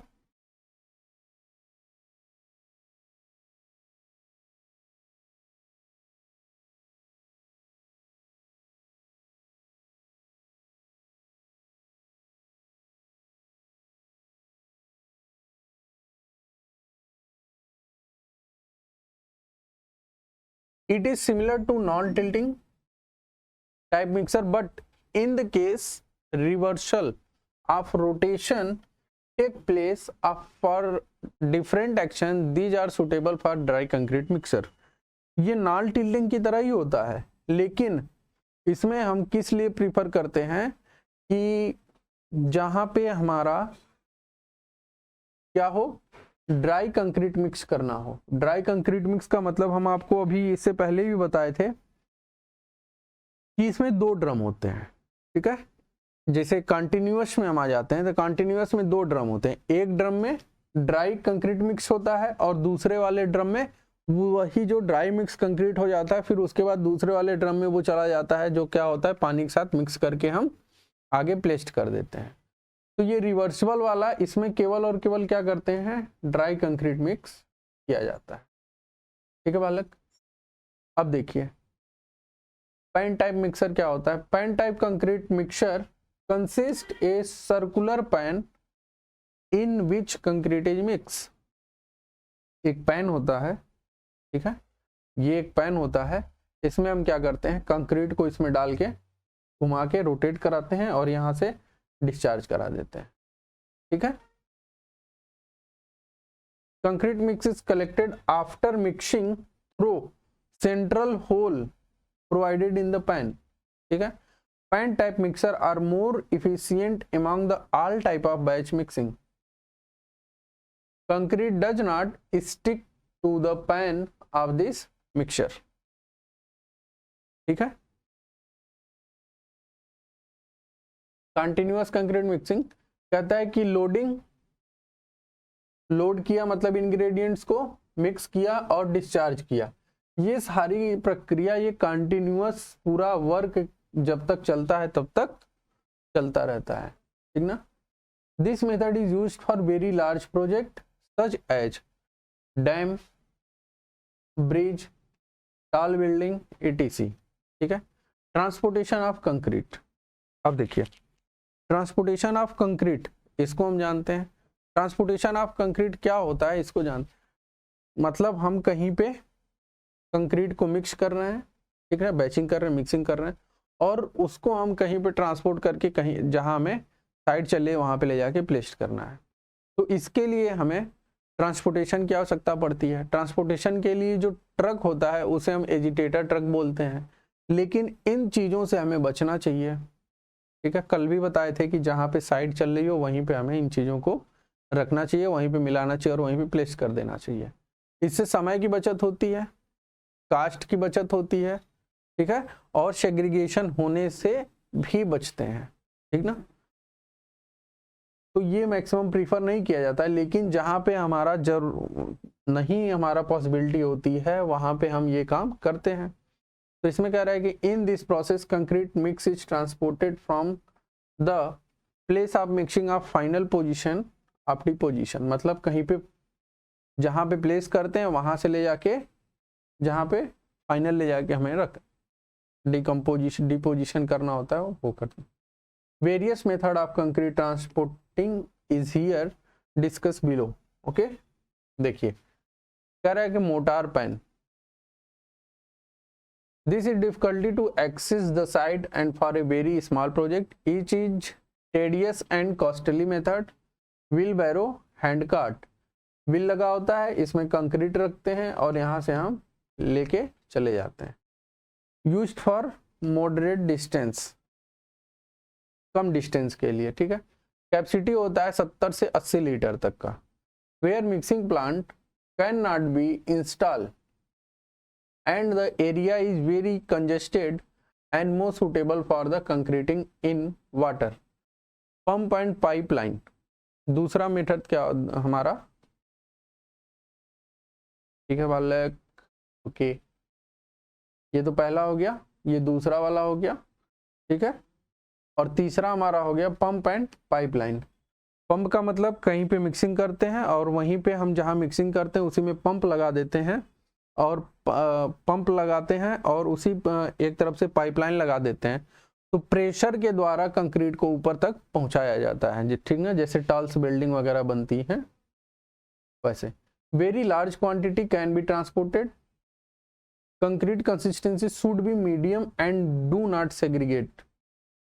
ठीक है, इसमें कंसिस्टेंसी की मात्रा थोड़ी बढ़ा दी जाती है। For transportation distance up to 400 metre this method is suitable. ठीक है, वर्टिकल डिस्टेंस कितने तक, 80 मीटर तक इसको लेके जा सकता है। 400 मीटर ऐसे और 80 मीटर ऐसे, ठीक ना। तो यहाँ एच और वी कर लीजिए। पाइप डाया कितना होता है, 10 to 20 सेंटीमीटर होता है। स्लम का वैल्यू जो होता है 40 से 100 mm होता है, और कंपैक्टिंग फैक्टर जो होता है 0.90 से लेके 0.95, ठीक ना। बेल्ट कन्वेयर, बेल्ट कन्वेयर का मतलब ये होता है कि जहां पे हमारा कंक्रीट रखा गया है, ठीक है, जहां पे हमारा कंक्रीट रखा गया है वहां पे हम क्या करते हैं कि एक बेल्ट लगा देते हैं। तो उस क्वांटिटी में बेल्ट के माध्यम से हमारी चीजें क्या होती हैं, कंक्रीट वैसे चढ़ती रहती हैं और बेल्ट क्या होता है, घूमता रहता है, ठीक ना। और वहीं से हमारा कंक्रीट उसी बेल्ट के माध्यम से जाता रहता है। हॉपर होता है, उस हॉपर में क्या होता है, कंक्रीट एक बार गिरता है, फिर उसके बाद सैंड गिरता है, ठीक ना, फिर उसके बाद सीमेंट उसमें ले जाके डाल देते हैं। वो उसको फिर ड्राई मिक्सिंग करते हैं। ड्राई मिक्सिंग के बाद हम क्या कर लेते हैं, पानी डालते हैं, फिर मिक्स करते हैं। मिक्स करने के बाद बाई पंप के द्वारा, बाई एजिटेटर ट्रक के द्वारा हम क्या करते हैं, पहुंचा देते हैं, ठीक ना। तो ये बेल्ट कन्वेयर है। It is suitable for conveying concrete horizontal और higher lower level and for the large project like gravity dam, ठीक ना। स्लम्प वैल्यू कितना होना चाहिए, 50 से ज्यादा नहीं होना चाहिए, 50 mm से। It is also very suitable for transporting roller compacted concrete, ठीक। क्रेन, बकेट एंड रोपवे, ठीक है बालक। Crane and bucket is used for work above the ground level. Ground level से जब ऊपर यूज करना होता है तो क्रेन और बकेट हम करते हैं। रोपवे कहाँ, ropeway and bucket used for concrete work in a valley, construction of piers in river and for the dam, ठीक है। रोपवे, रोपवे का मतलब ये होता है कि कंक्रीट हम एक जगह से उठा के, ऐसे बॉक्स होता है, बॉक्स में कंक्रीट उठाया और कंक्रीट उठा के कहीं हमारा जो ब्रिज वगैरह बनना है ना, तो उसके पियर्स में ले जाके अंदर उसको हम जहां पे ले जाते हैं उसी में फिर उसके बाद उसको खोल देते हैं, ठीक है। तो ये पियर्स हमारा बनता चला जाता है, ठीक। Transit mixture use for transporting for the concrete over long distance, particularly in RMC plant, ठीक ना। ये कहाँ पे जरूरत होता है, आरएमसी प्लांट में। स्किप एंड होस्ट मेथड, ठीक है।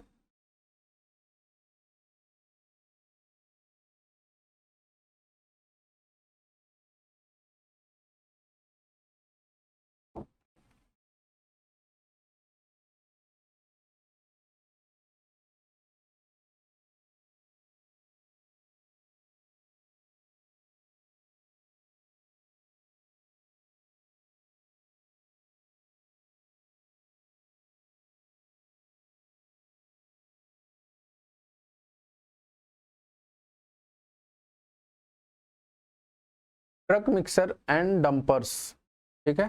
It is more suitable and better method for long distance. Truck mixer जिसकी हम बात कर रहे थे, ठीक है, more suitable better method long distance के लिए।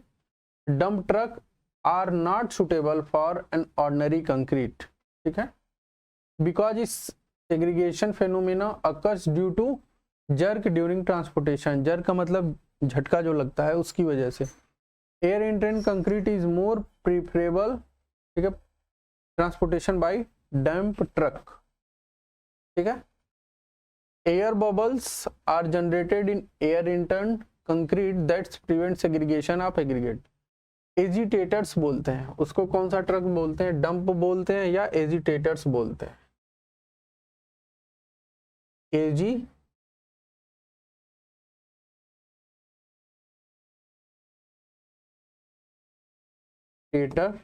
ट्रक, जो ट्रक आप देखते हैं कि उसमें कंक्रीट लेके जाई जाती है उसे हम क्या बोलते हैं, एजिटेटर ट्रक बोलते हैं, ठीक है। involve prevent segregation and stiffening, and it also help the mixing process at a slow speed by jute. ठीक है, it is usually for concrete in deep location. This method is extensively used in the field and also best for basement concrete. ये question आपको एक बार पूछा जाता है, sorry ये question पूछा भी जाता है, और हम एक बार जब भाभा एटॉमिक रिसर्च सेंटर में जब हमारा इंटरव्यू था तो उस समय हम गए थे इंटरव्यू देने, तो उसमें भी ये क्वेश्चन पूछा गया था कि अगर कहीं समुद्र वगैरह है उसमें अगर हमें पिलर्स वगैरह बनाने हैं तो हम किसका यूज़ करते हैं, कौन सा मेथड यूज़ करते हैं पिलर्स बनाने के लिए। तो वहाँ पे ये बताना पड़ा था कि भाई जूट मेथड के द्वारा। इसमें क्या होता है कि हम पानी को, इतना पानी वहाँ पे ज़्यादा रहता है कि जैसे नदी वगैरह है नॉर्मल पानी है तो हम कर लेते हैं, लेकिन जब समुद्र वगैरह का पानी को घेरना बहुत बहुत मुश्किल काम है कि उसके पानी को कहीं दूसरी जगह डाइवर्ट कर दिया जाए।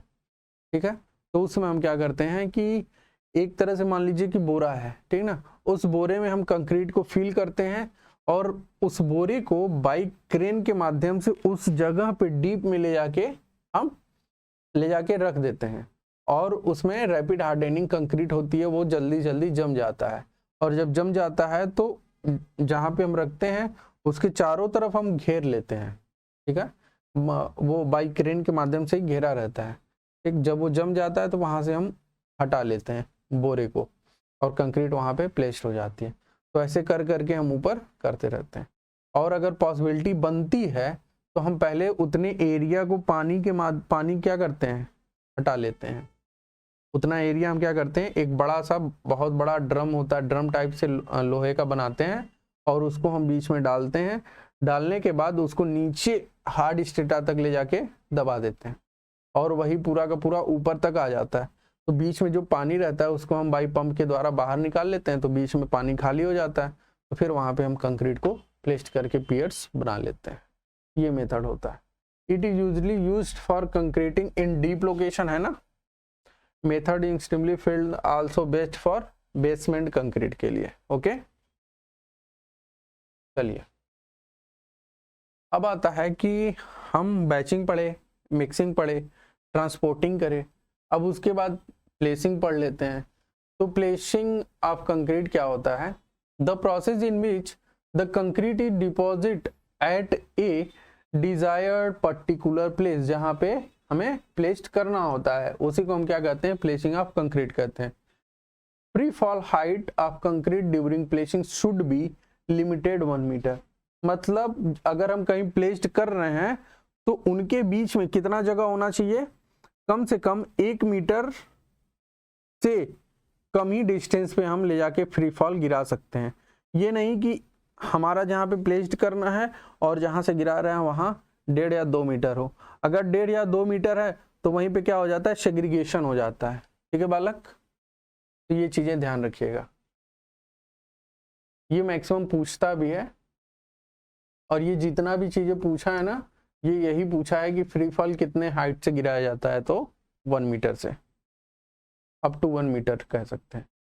Precaution during placing of concrete, concrete place करते हुए हमें क्या प्रिकॉशन करना चाहिए, कह रहा है कि the laitance should be remove before placing new concrete. ठीक है, जो भी चीजें गंदगी या जो भी है उनको हम क्या करते हैं, हटा लेते हैं कंक्रीट के प्लेस करने से पहले।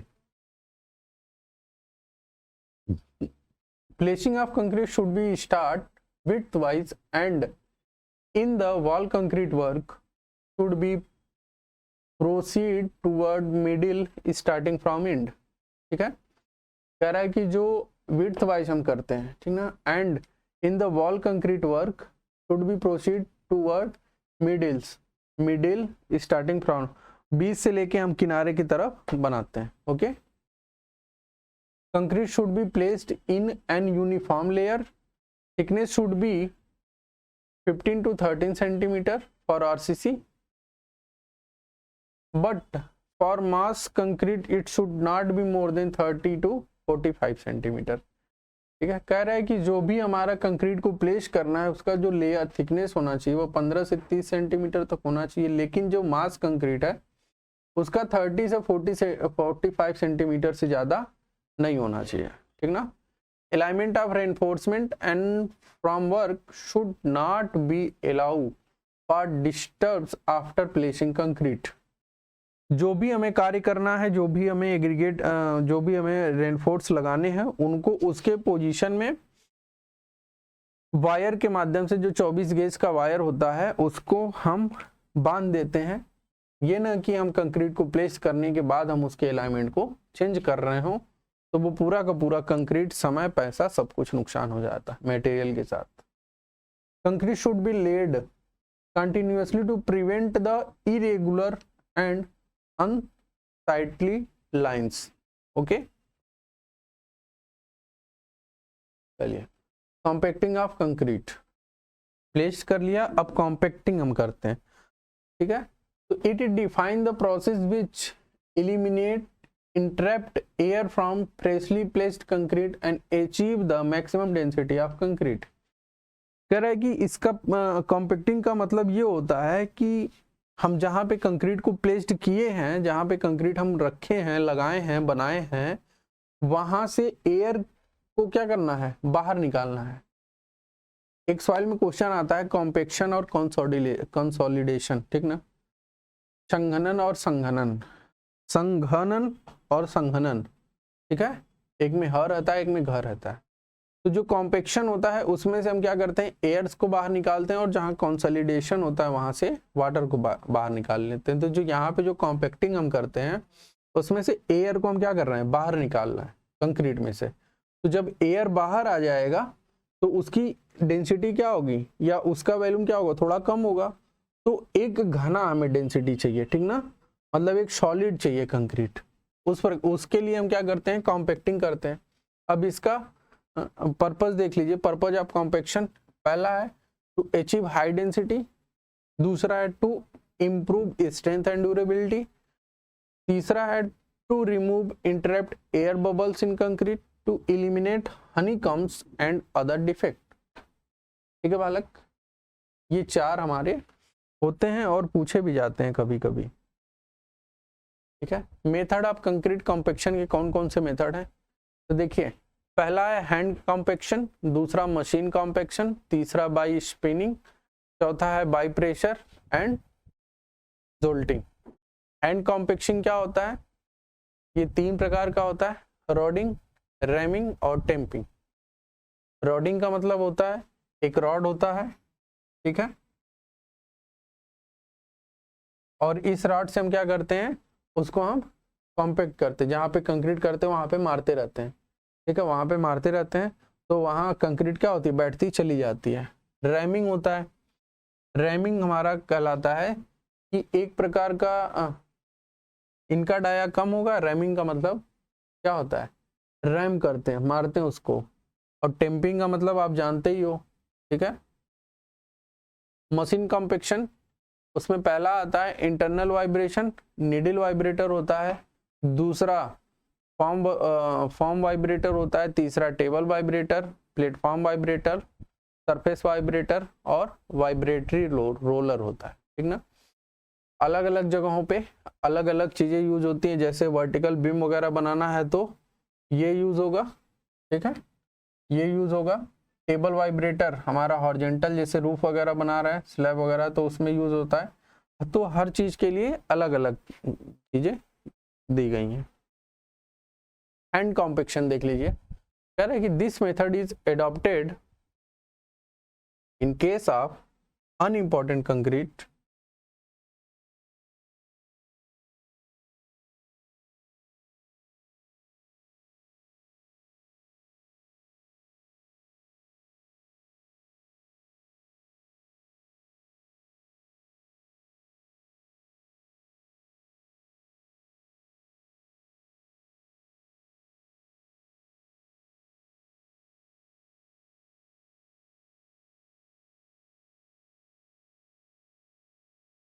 unimportant concrete work of a small magnitude and place where reinforcement is more and does not permit use of vibrating equipment, जहाँ पे घना हो, छोटा क्षेत्र हो, रेनफोर्समेंट ज़्यादा लगे हों, अगर वहाँ पे वाइब्रेटिंग हम यहीं यूज कर सकते हैं तो वहाँ पे हम हैंड कॉम्पैक्टिंग को यूज करते हैं। एक तरह से समझ लीजिए कंजेस्टेड एरिया में, ठीक ना। तो concrete should be more workable, water cement ratio should be more of, इसमें हैंड कॉम्पैक्शन में ज़्यादा लगता है। There should not be more compaction of concrete because of coarse aggregate settles on the bottom and segregation phenomena take place।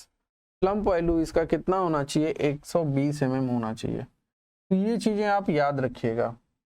पहला, slump की value किसमें, hand mixing में। दूसरी चीजें याद रखिएगा कि मोर फॉर हैंड मिक्सिंग, क्या मोर, वाटर सीमेंट रेशियो, ठीक है, ज्यादा लगता है, ठीक ना, as compare to machine mixing. Rodding होता है, compaction for concrete placed in beam and column and done with the help of steel rod, ठीक है, 2 मीटर लॉन्ग होता है और 16 mm उसका डाया होता है। Ramming, it is compacted plain concrete, ठीक है, इसमें यूज किया जाता है प्लेन कंक्रीट में। प्लेन कंक्रीट मतलब उसमें रेनफोर्समेंट नहीं होता है, ठीक है।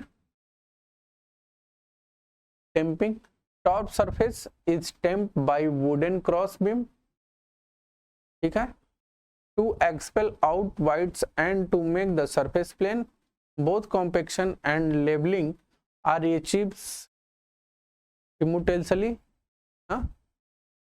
This method is useful for roof slab, floor slab, road pavement, ठीक ना। चलिए मशीन कॉम्पैक्शन हम पढ़ते हैं। तो कह रहा है कि machine vibration is most effective way of compacting concrete, ठीक है। Step mixing with low water cement ratio concrete are used in this method. It give high strength and dimension stability, ठीक है बालक।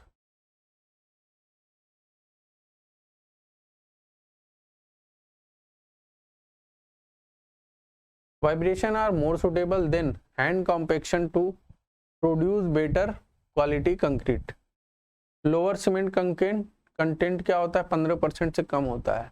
Are required compared to hand compaction। Finishing are complete quickly, ठीक ना। Classification of vibrator कौन कौन सा होता है, इंटरनल, नीडल और पोकर। ये देखिए, ये एक प्रकार का पंप लगा होता है, ठीक ना, और ये होता है वाइब्रेटर।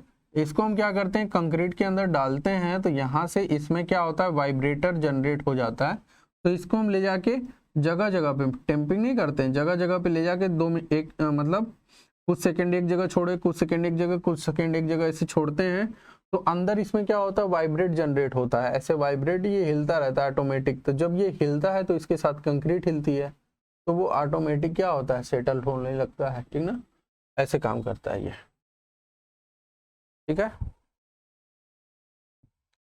इसकी फ्रीक्वेंसी क्या होती है, 35 से 5000 साइकिल पर मिनट।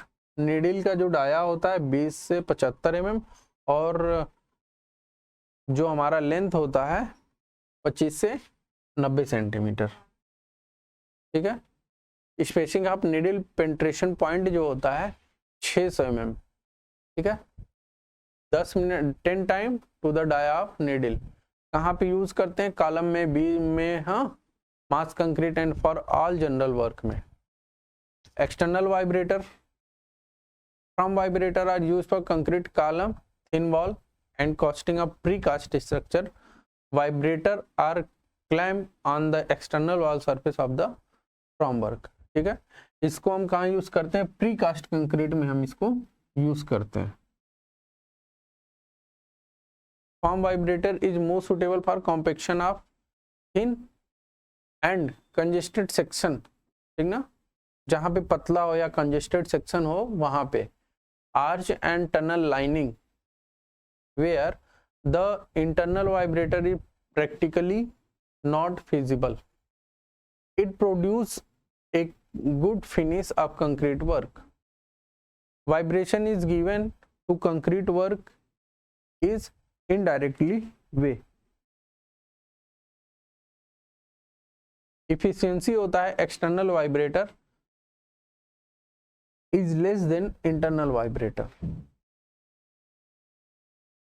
ठीक है, तो जो इफिशियंसी किसकी ज्यादा होती है, इंटरनल वाइब्रेशन की इफिशियंसी ज्यादा होती है एक्सटर्नल वाइब्रेशन से. ये क्वेश्चन भी है आपका. ठीक है, चलिए. Table vibrator. In this case vibrator is clamp to the table. किससे क्लैम्प होता है, टेबल से. ठीक है, टेबल इज माउंटेड और spring which transfer the vibration to the table. Stiff and harsh mixes are used. This method used mostly in these laboratories and making small but precise prefabricated RCC member. Platform vibrator is just like a table vibrator but its size is large. कहाँ use किया जाता है, railway sleeper बनाने में, electronic poles में, हाँ, pre fabricated roofing element में, surface. फिर उसके बाद आता है surface screen vibrator. This is useful for the compaction flat and thin concrete, जैसे स्लैब वगैरह. तो फ्लोर स्लैब, रूफ स्लैब और रोड सरफेस, इनको हम वाइब्रेटर करने के लिए सरफेस स्क्रीन वाइब्रेटर का यूज करते हैं. ये पूछा भी है, देख लीजिए. ठीक है, देखिए इस प्रकार का वाइब्रेटर होता है ये. ठीक है, ये पंप लगा होता है, ये हैंड होता है, इससे हम पकड़े रहते हैं और ये क्या होता है, पूरा का पूरा वाइब्रेट होता रहता है. For vacuum dewatering technique और slip form paving technique a double beam screed vibrator are often use. ठीक है, वाइब्रेटरी रोलर क्या होता है, it is used to compaction of very dry and lean concrete. Dam and pavement में इसको हम use करते हैं. Over vibration shall not be done at one place for a too long time because it may causes excessive latence to the surface. ठीक है, finishing operation. अब हमने placing कर लिया, अब हम क्या करते हैं, फिनिशिंग करते हैं. फिनिशिंग एक तरह का प्लास्टरिंग भी आता है, और प्लास्टरिंग से हम यहाँ पे नहीं पढ़ रहे हैं, तो हमें फिनिशिंग आएगा कि हम जो ऊपर का जो सरफेस है कंक्रीट का, वो हम क्या करें, क्लीन करें, प्लेन करें और स्मूथ करें. ठीक है, उसी को क्या कहलाता है, फिनिशिंग कहलाता है.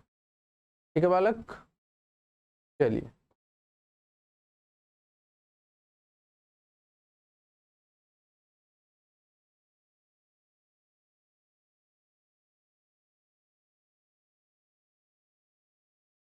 कह रहा है कि the last process of concrete operation adopted show that the concrete surface are often as uniform and true concrete surface is known as finishing operation. ठीक है, फिनिशिंग ऑपरेशन में ये है कौन कौन से, पहला हम करते हैं स्क्रीडिंग करते हैं, दूसरा फ्लोटिंग करते हैं, तीसरा हम ट्रॉलिंग करते हैं, फाइनल ऑपरेशन होता है. ठीक है, स्क्रीडिंग का मतलब होता है कि बिछाना, फ्लोटिंग का मतलब होता है कि बराबर करना, और ट्रॉलिंग का मतलब होता है कि स्मूथिंग लाना. ठीक ना, फिनिशिंग लाना, फाइनल ऑपरेशन होता है. तो इनको हम बारी बारी जानते हैं. स्क्रीडिंग क्या होता है, it is the levelling operation. हम इसको क्या कर रहे हैं, लेवल का काम कर रहे हैं. यहाँ पे आप देख रहे हैं कि बहुत सारी सीमेंट है. ठीक, और इनको क्या किया जा रहा है, एक तरफ से हम क्या कर रहे हैं, बराबर करते हुए चले आ रहे हैं. तो ये हमारा क्या कहलाता है, levelling operation.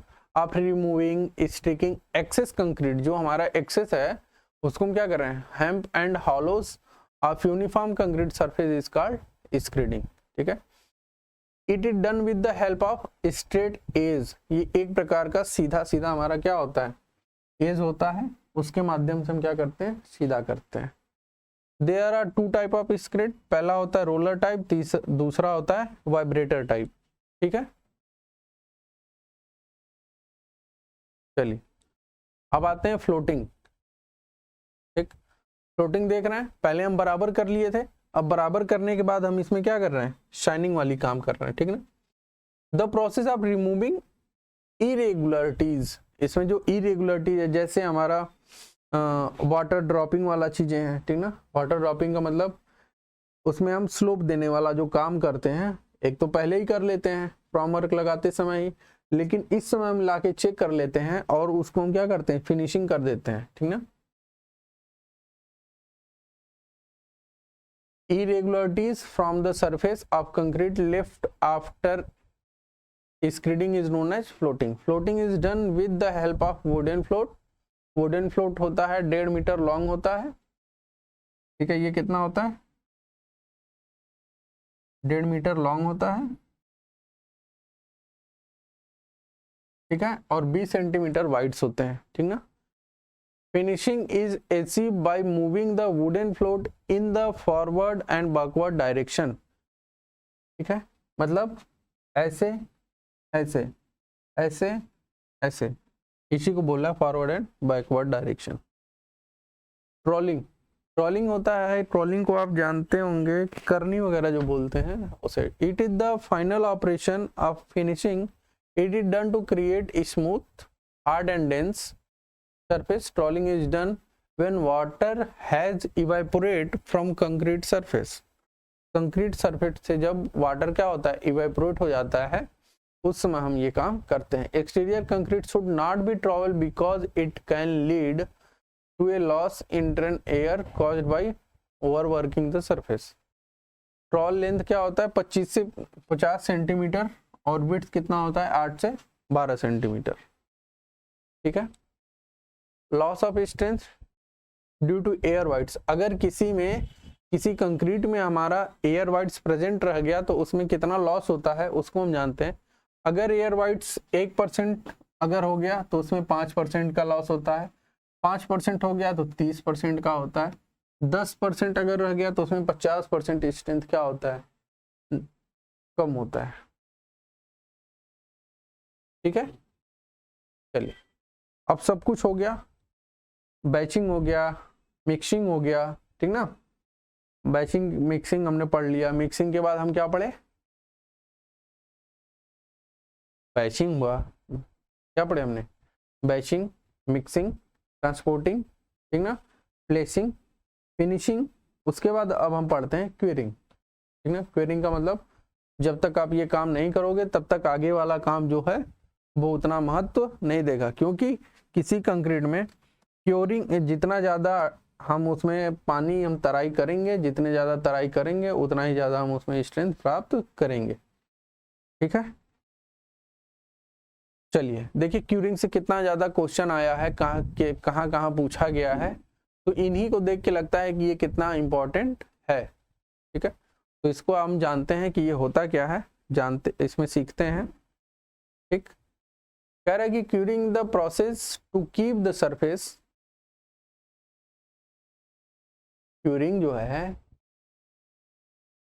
Is the process to keep the surface of concrete in moist state for a certain period of time and kept within a reasonable temperature range, ठीक है।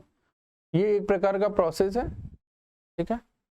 तो मॉइस्ट स्टेट को क्या करता है, कम से कम समय में इसको हम क्या करते हैं,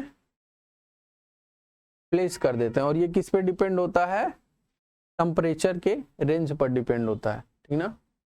टेम्परेचर ज़्यादा है पानी की आवश्यकता ज़्यादा पड़ेगी, टेम्परेचर कम है तो पानी की आवश्यकता कम पड़ेगी, ठीक है।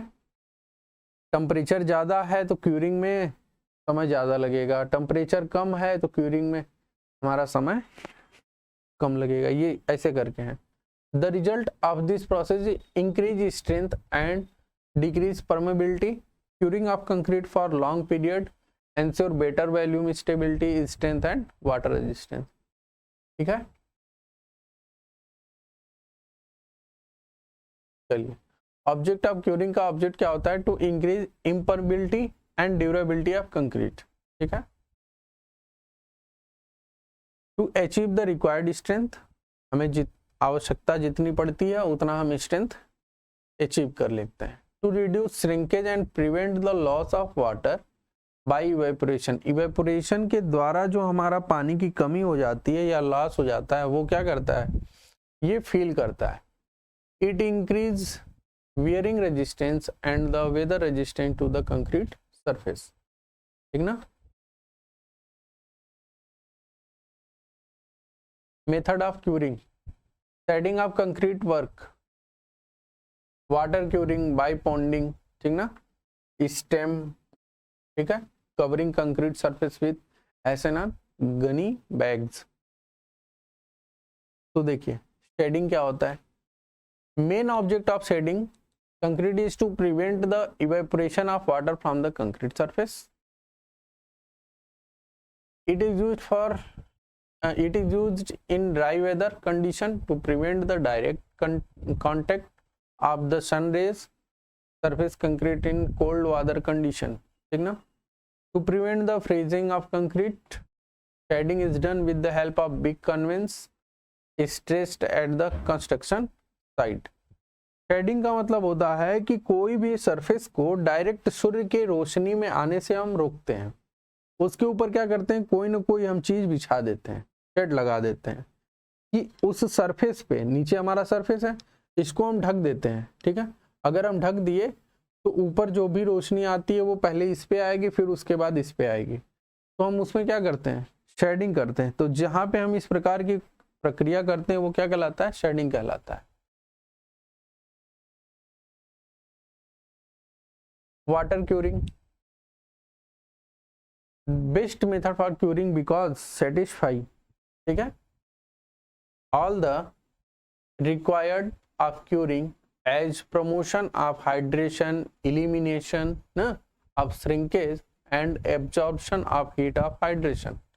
Water curing may be done in the following method. कैसे कैसे करते हैं, इमर्जन, या तो कंक्रीट मेंबर को वाटर में हम डुबो देते हैं, तो वो किसमें करता है, जैसे प्रीकास्ट कंक्रीट मेंबर को हम इसी प्रकार से क्यूरिंग करते हैं। दूसरा होता है stag ponding type, it is best method for curing flat surface के लिए।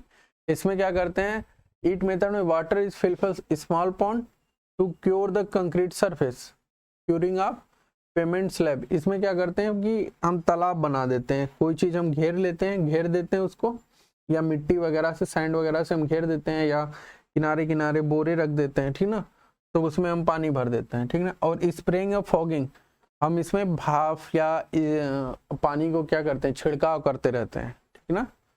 तो ये क्या कहलाता है, वर्टिकल मेंबर के लिए ये यूज किया जाता है, रिटेनिंग वॉल के लिए, कंक्रीट कॉलम के लिए, ठीक ना, प्लास्टर सरफेस के लिए हम कौन सा यूज करते हैं, ये स्प्रिंग या फॉगिंग का करते हैं, ठीक है।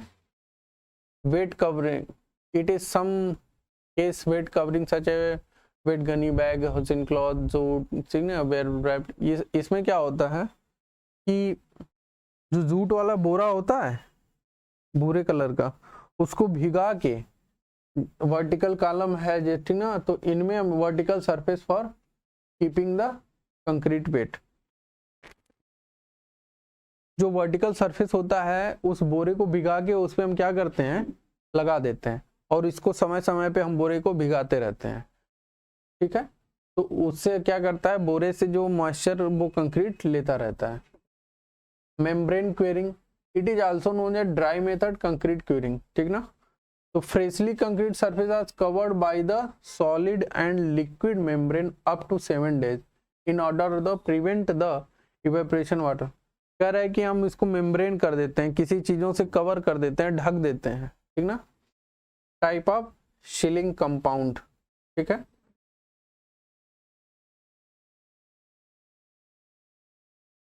Some important membrane are given below, जैसे प्लास्टिक फिल्म, वाटरप्रूफ, ठीक ना, papers, wax emulsion, bituminous paper.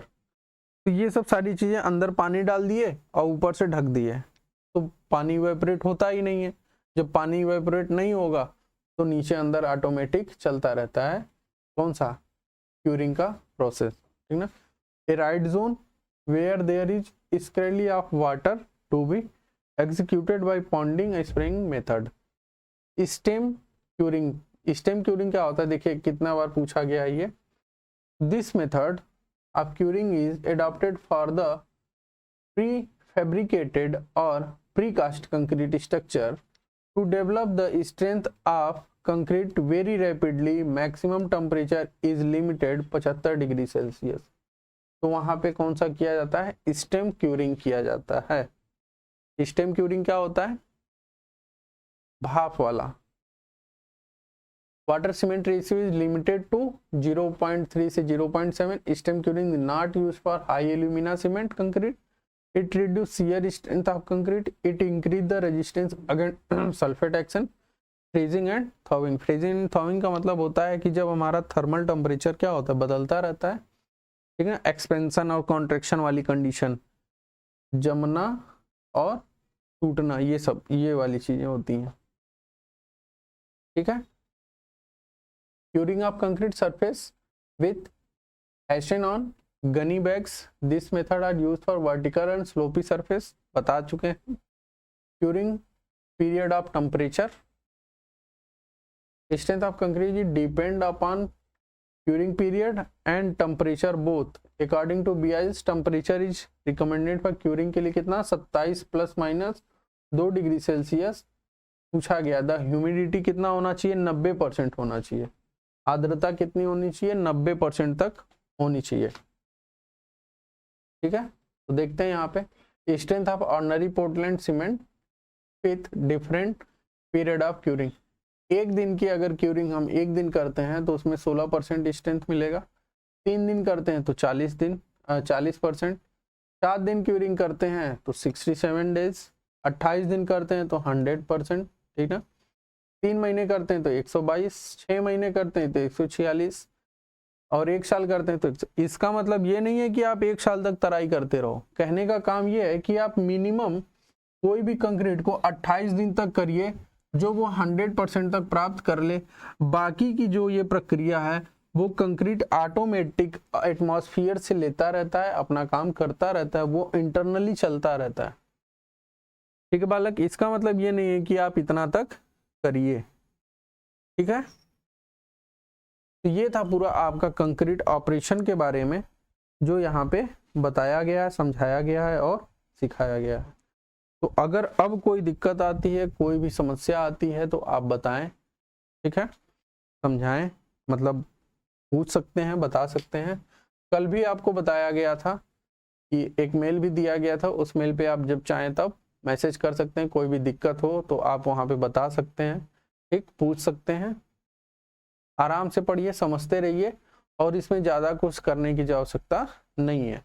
इसमें से जो भी चीज़ें आती हैं उनको हम ब्लॉक करके बता देते हैं, उसी पे एक बार फोकस करके उसी का एक शॉर्ट नोट्स बना लीजिएगा। या तो ये जो स्मार्ट स्कैन वाली किताब है इसको आप परचेज करिए और वहीं पे ब्लॉक बना लिया करिए, ऑटोमेटिक सब चीज़ें क्लियर हो जाएंगी। अगर एक बार कोई बंदा अच्छे से इसको पढ़ के एक क्वेश्चन लगा दिया तो उसका कोई भी पेपर रुकेगा नहीं, 100% हम बता रहे हैं। तो इस चीज़ों को ध्यान दीजिए, पढ़िएगा, ठीक। कोई भी दिक्कत होती है तो बताइएगा, ओके। Thank you.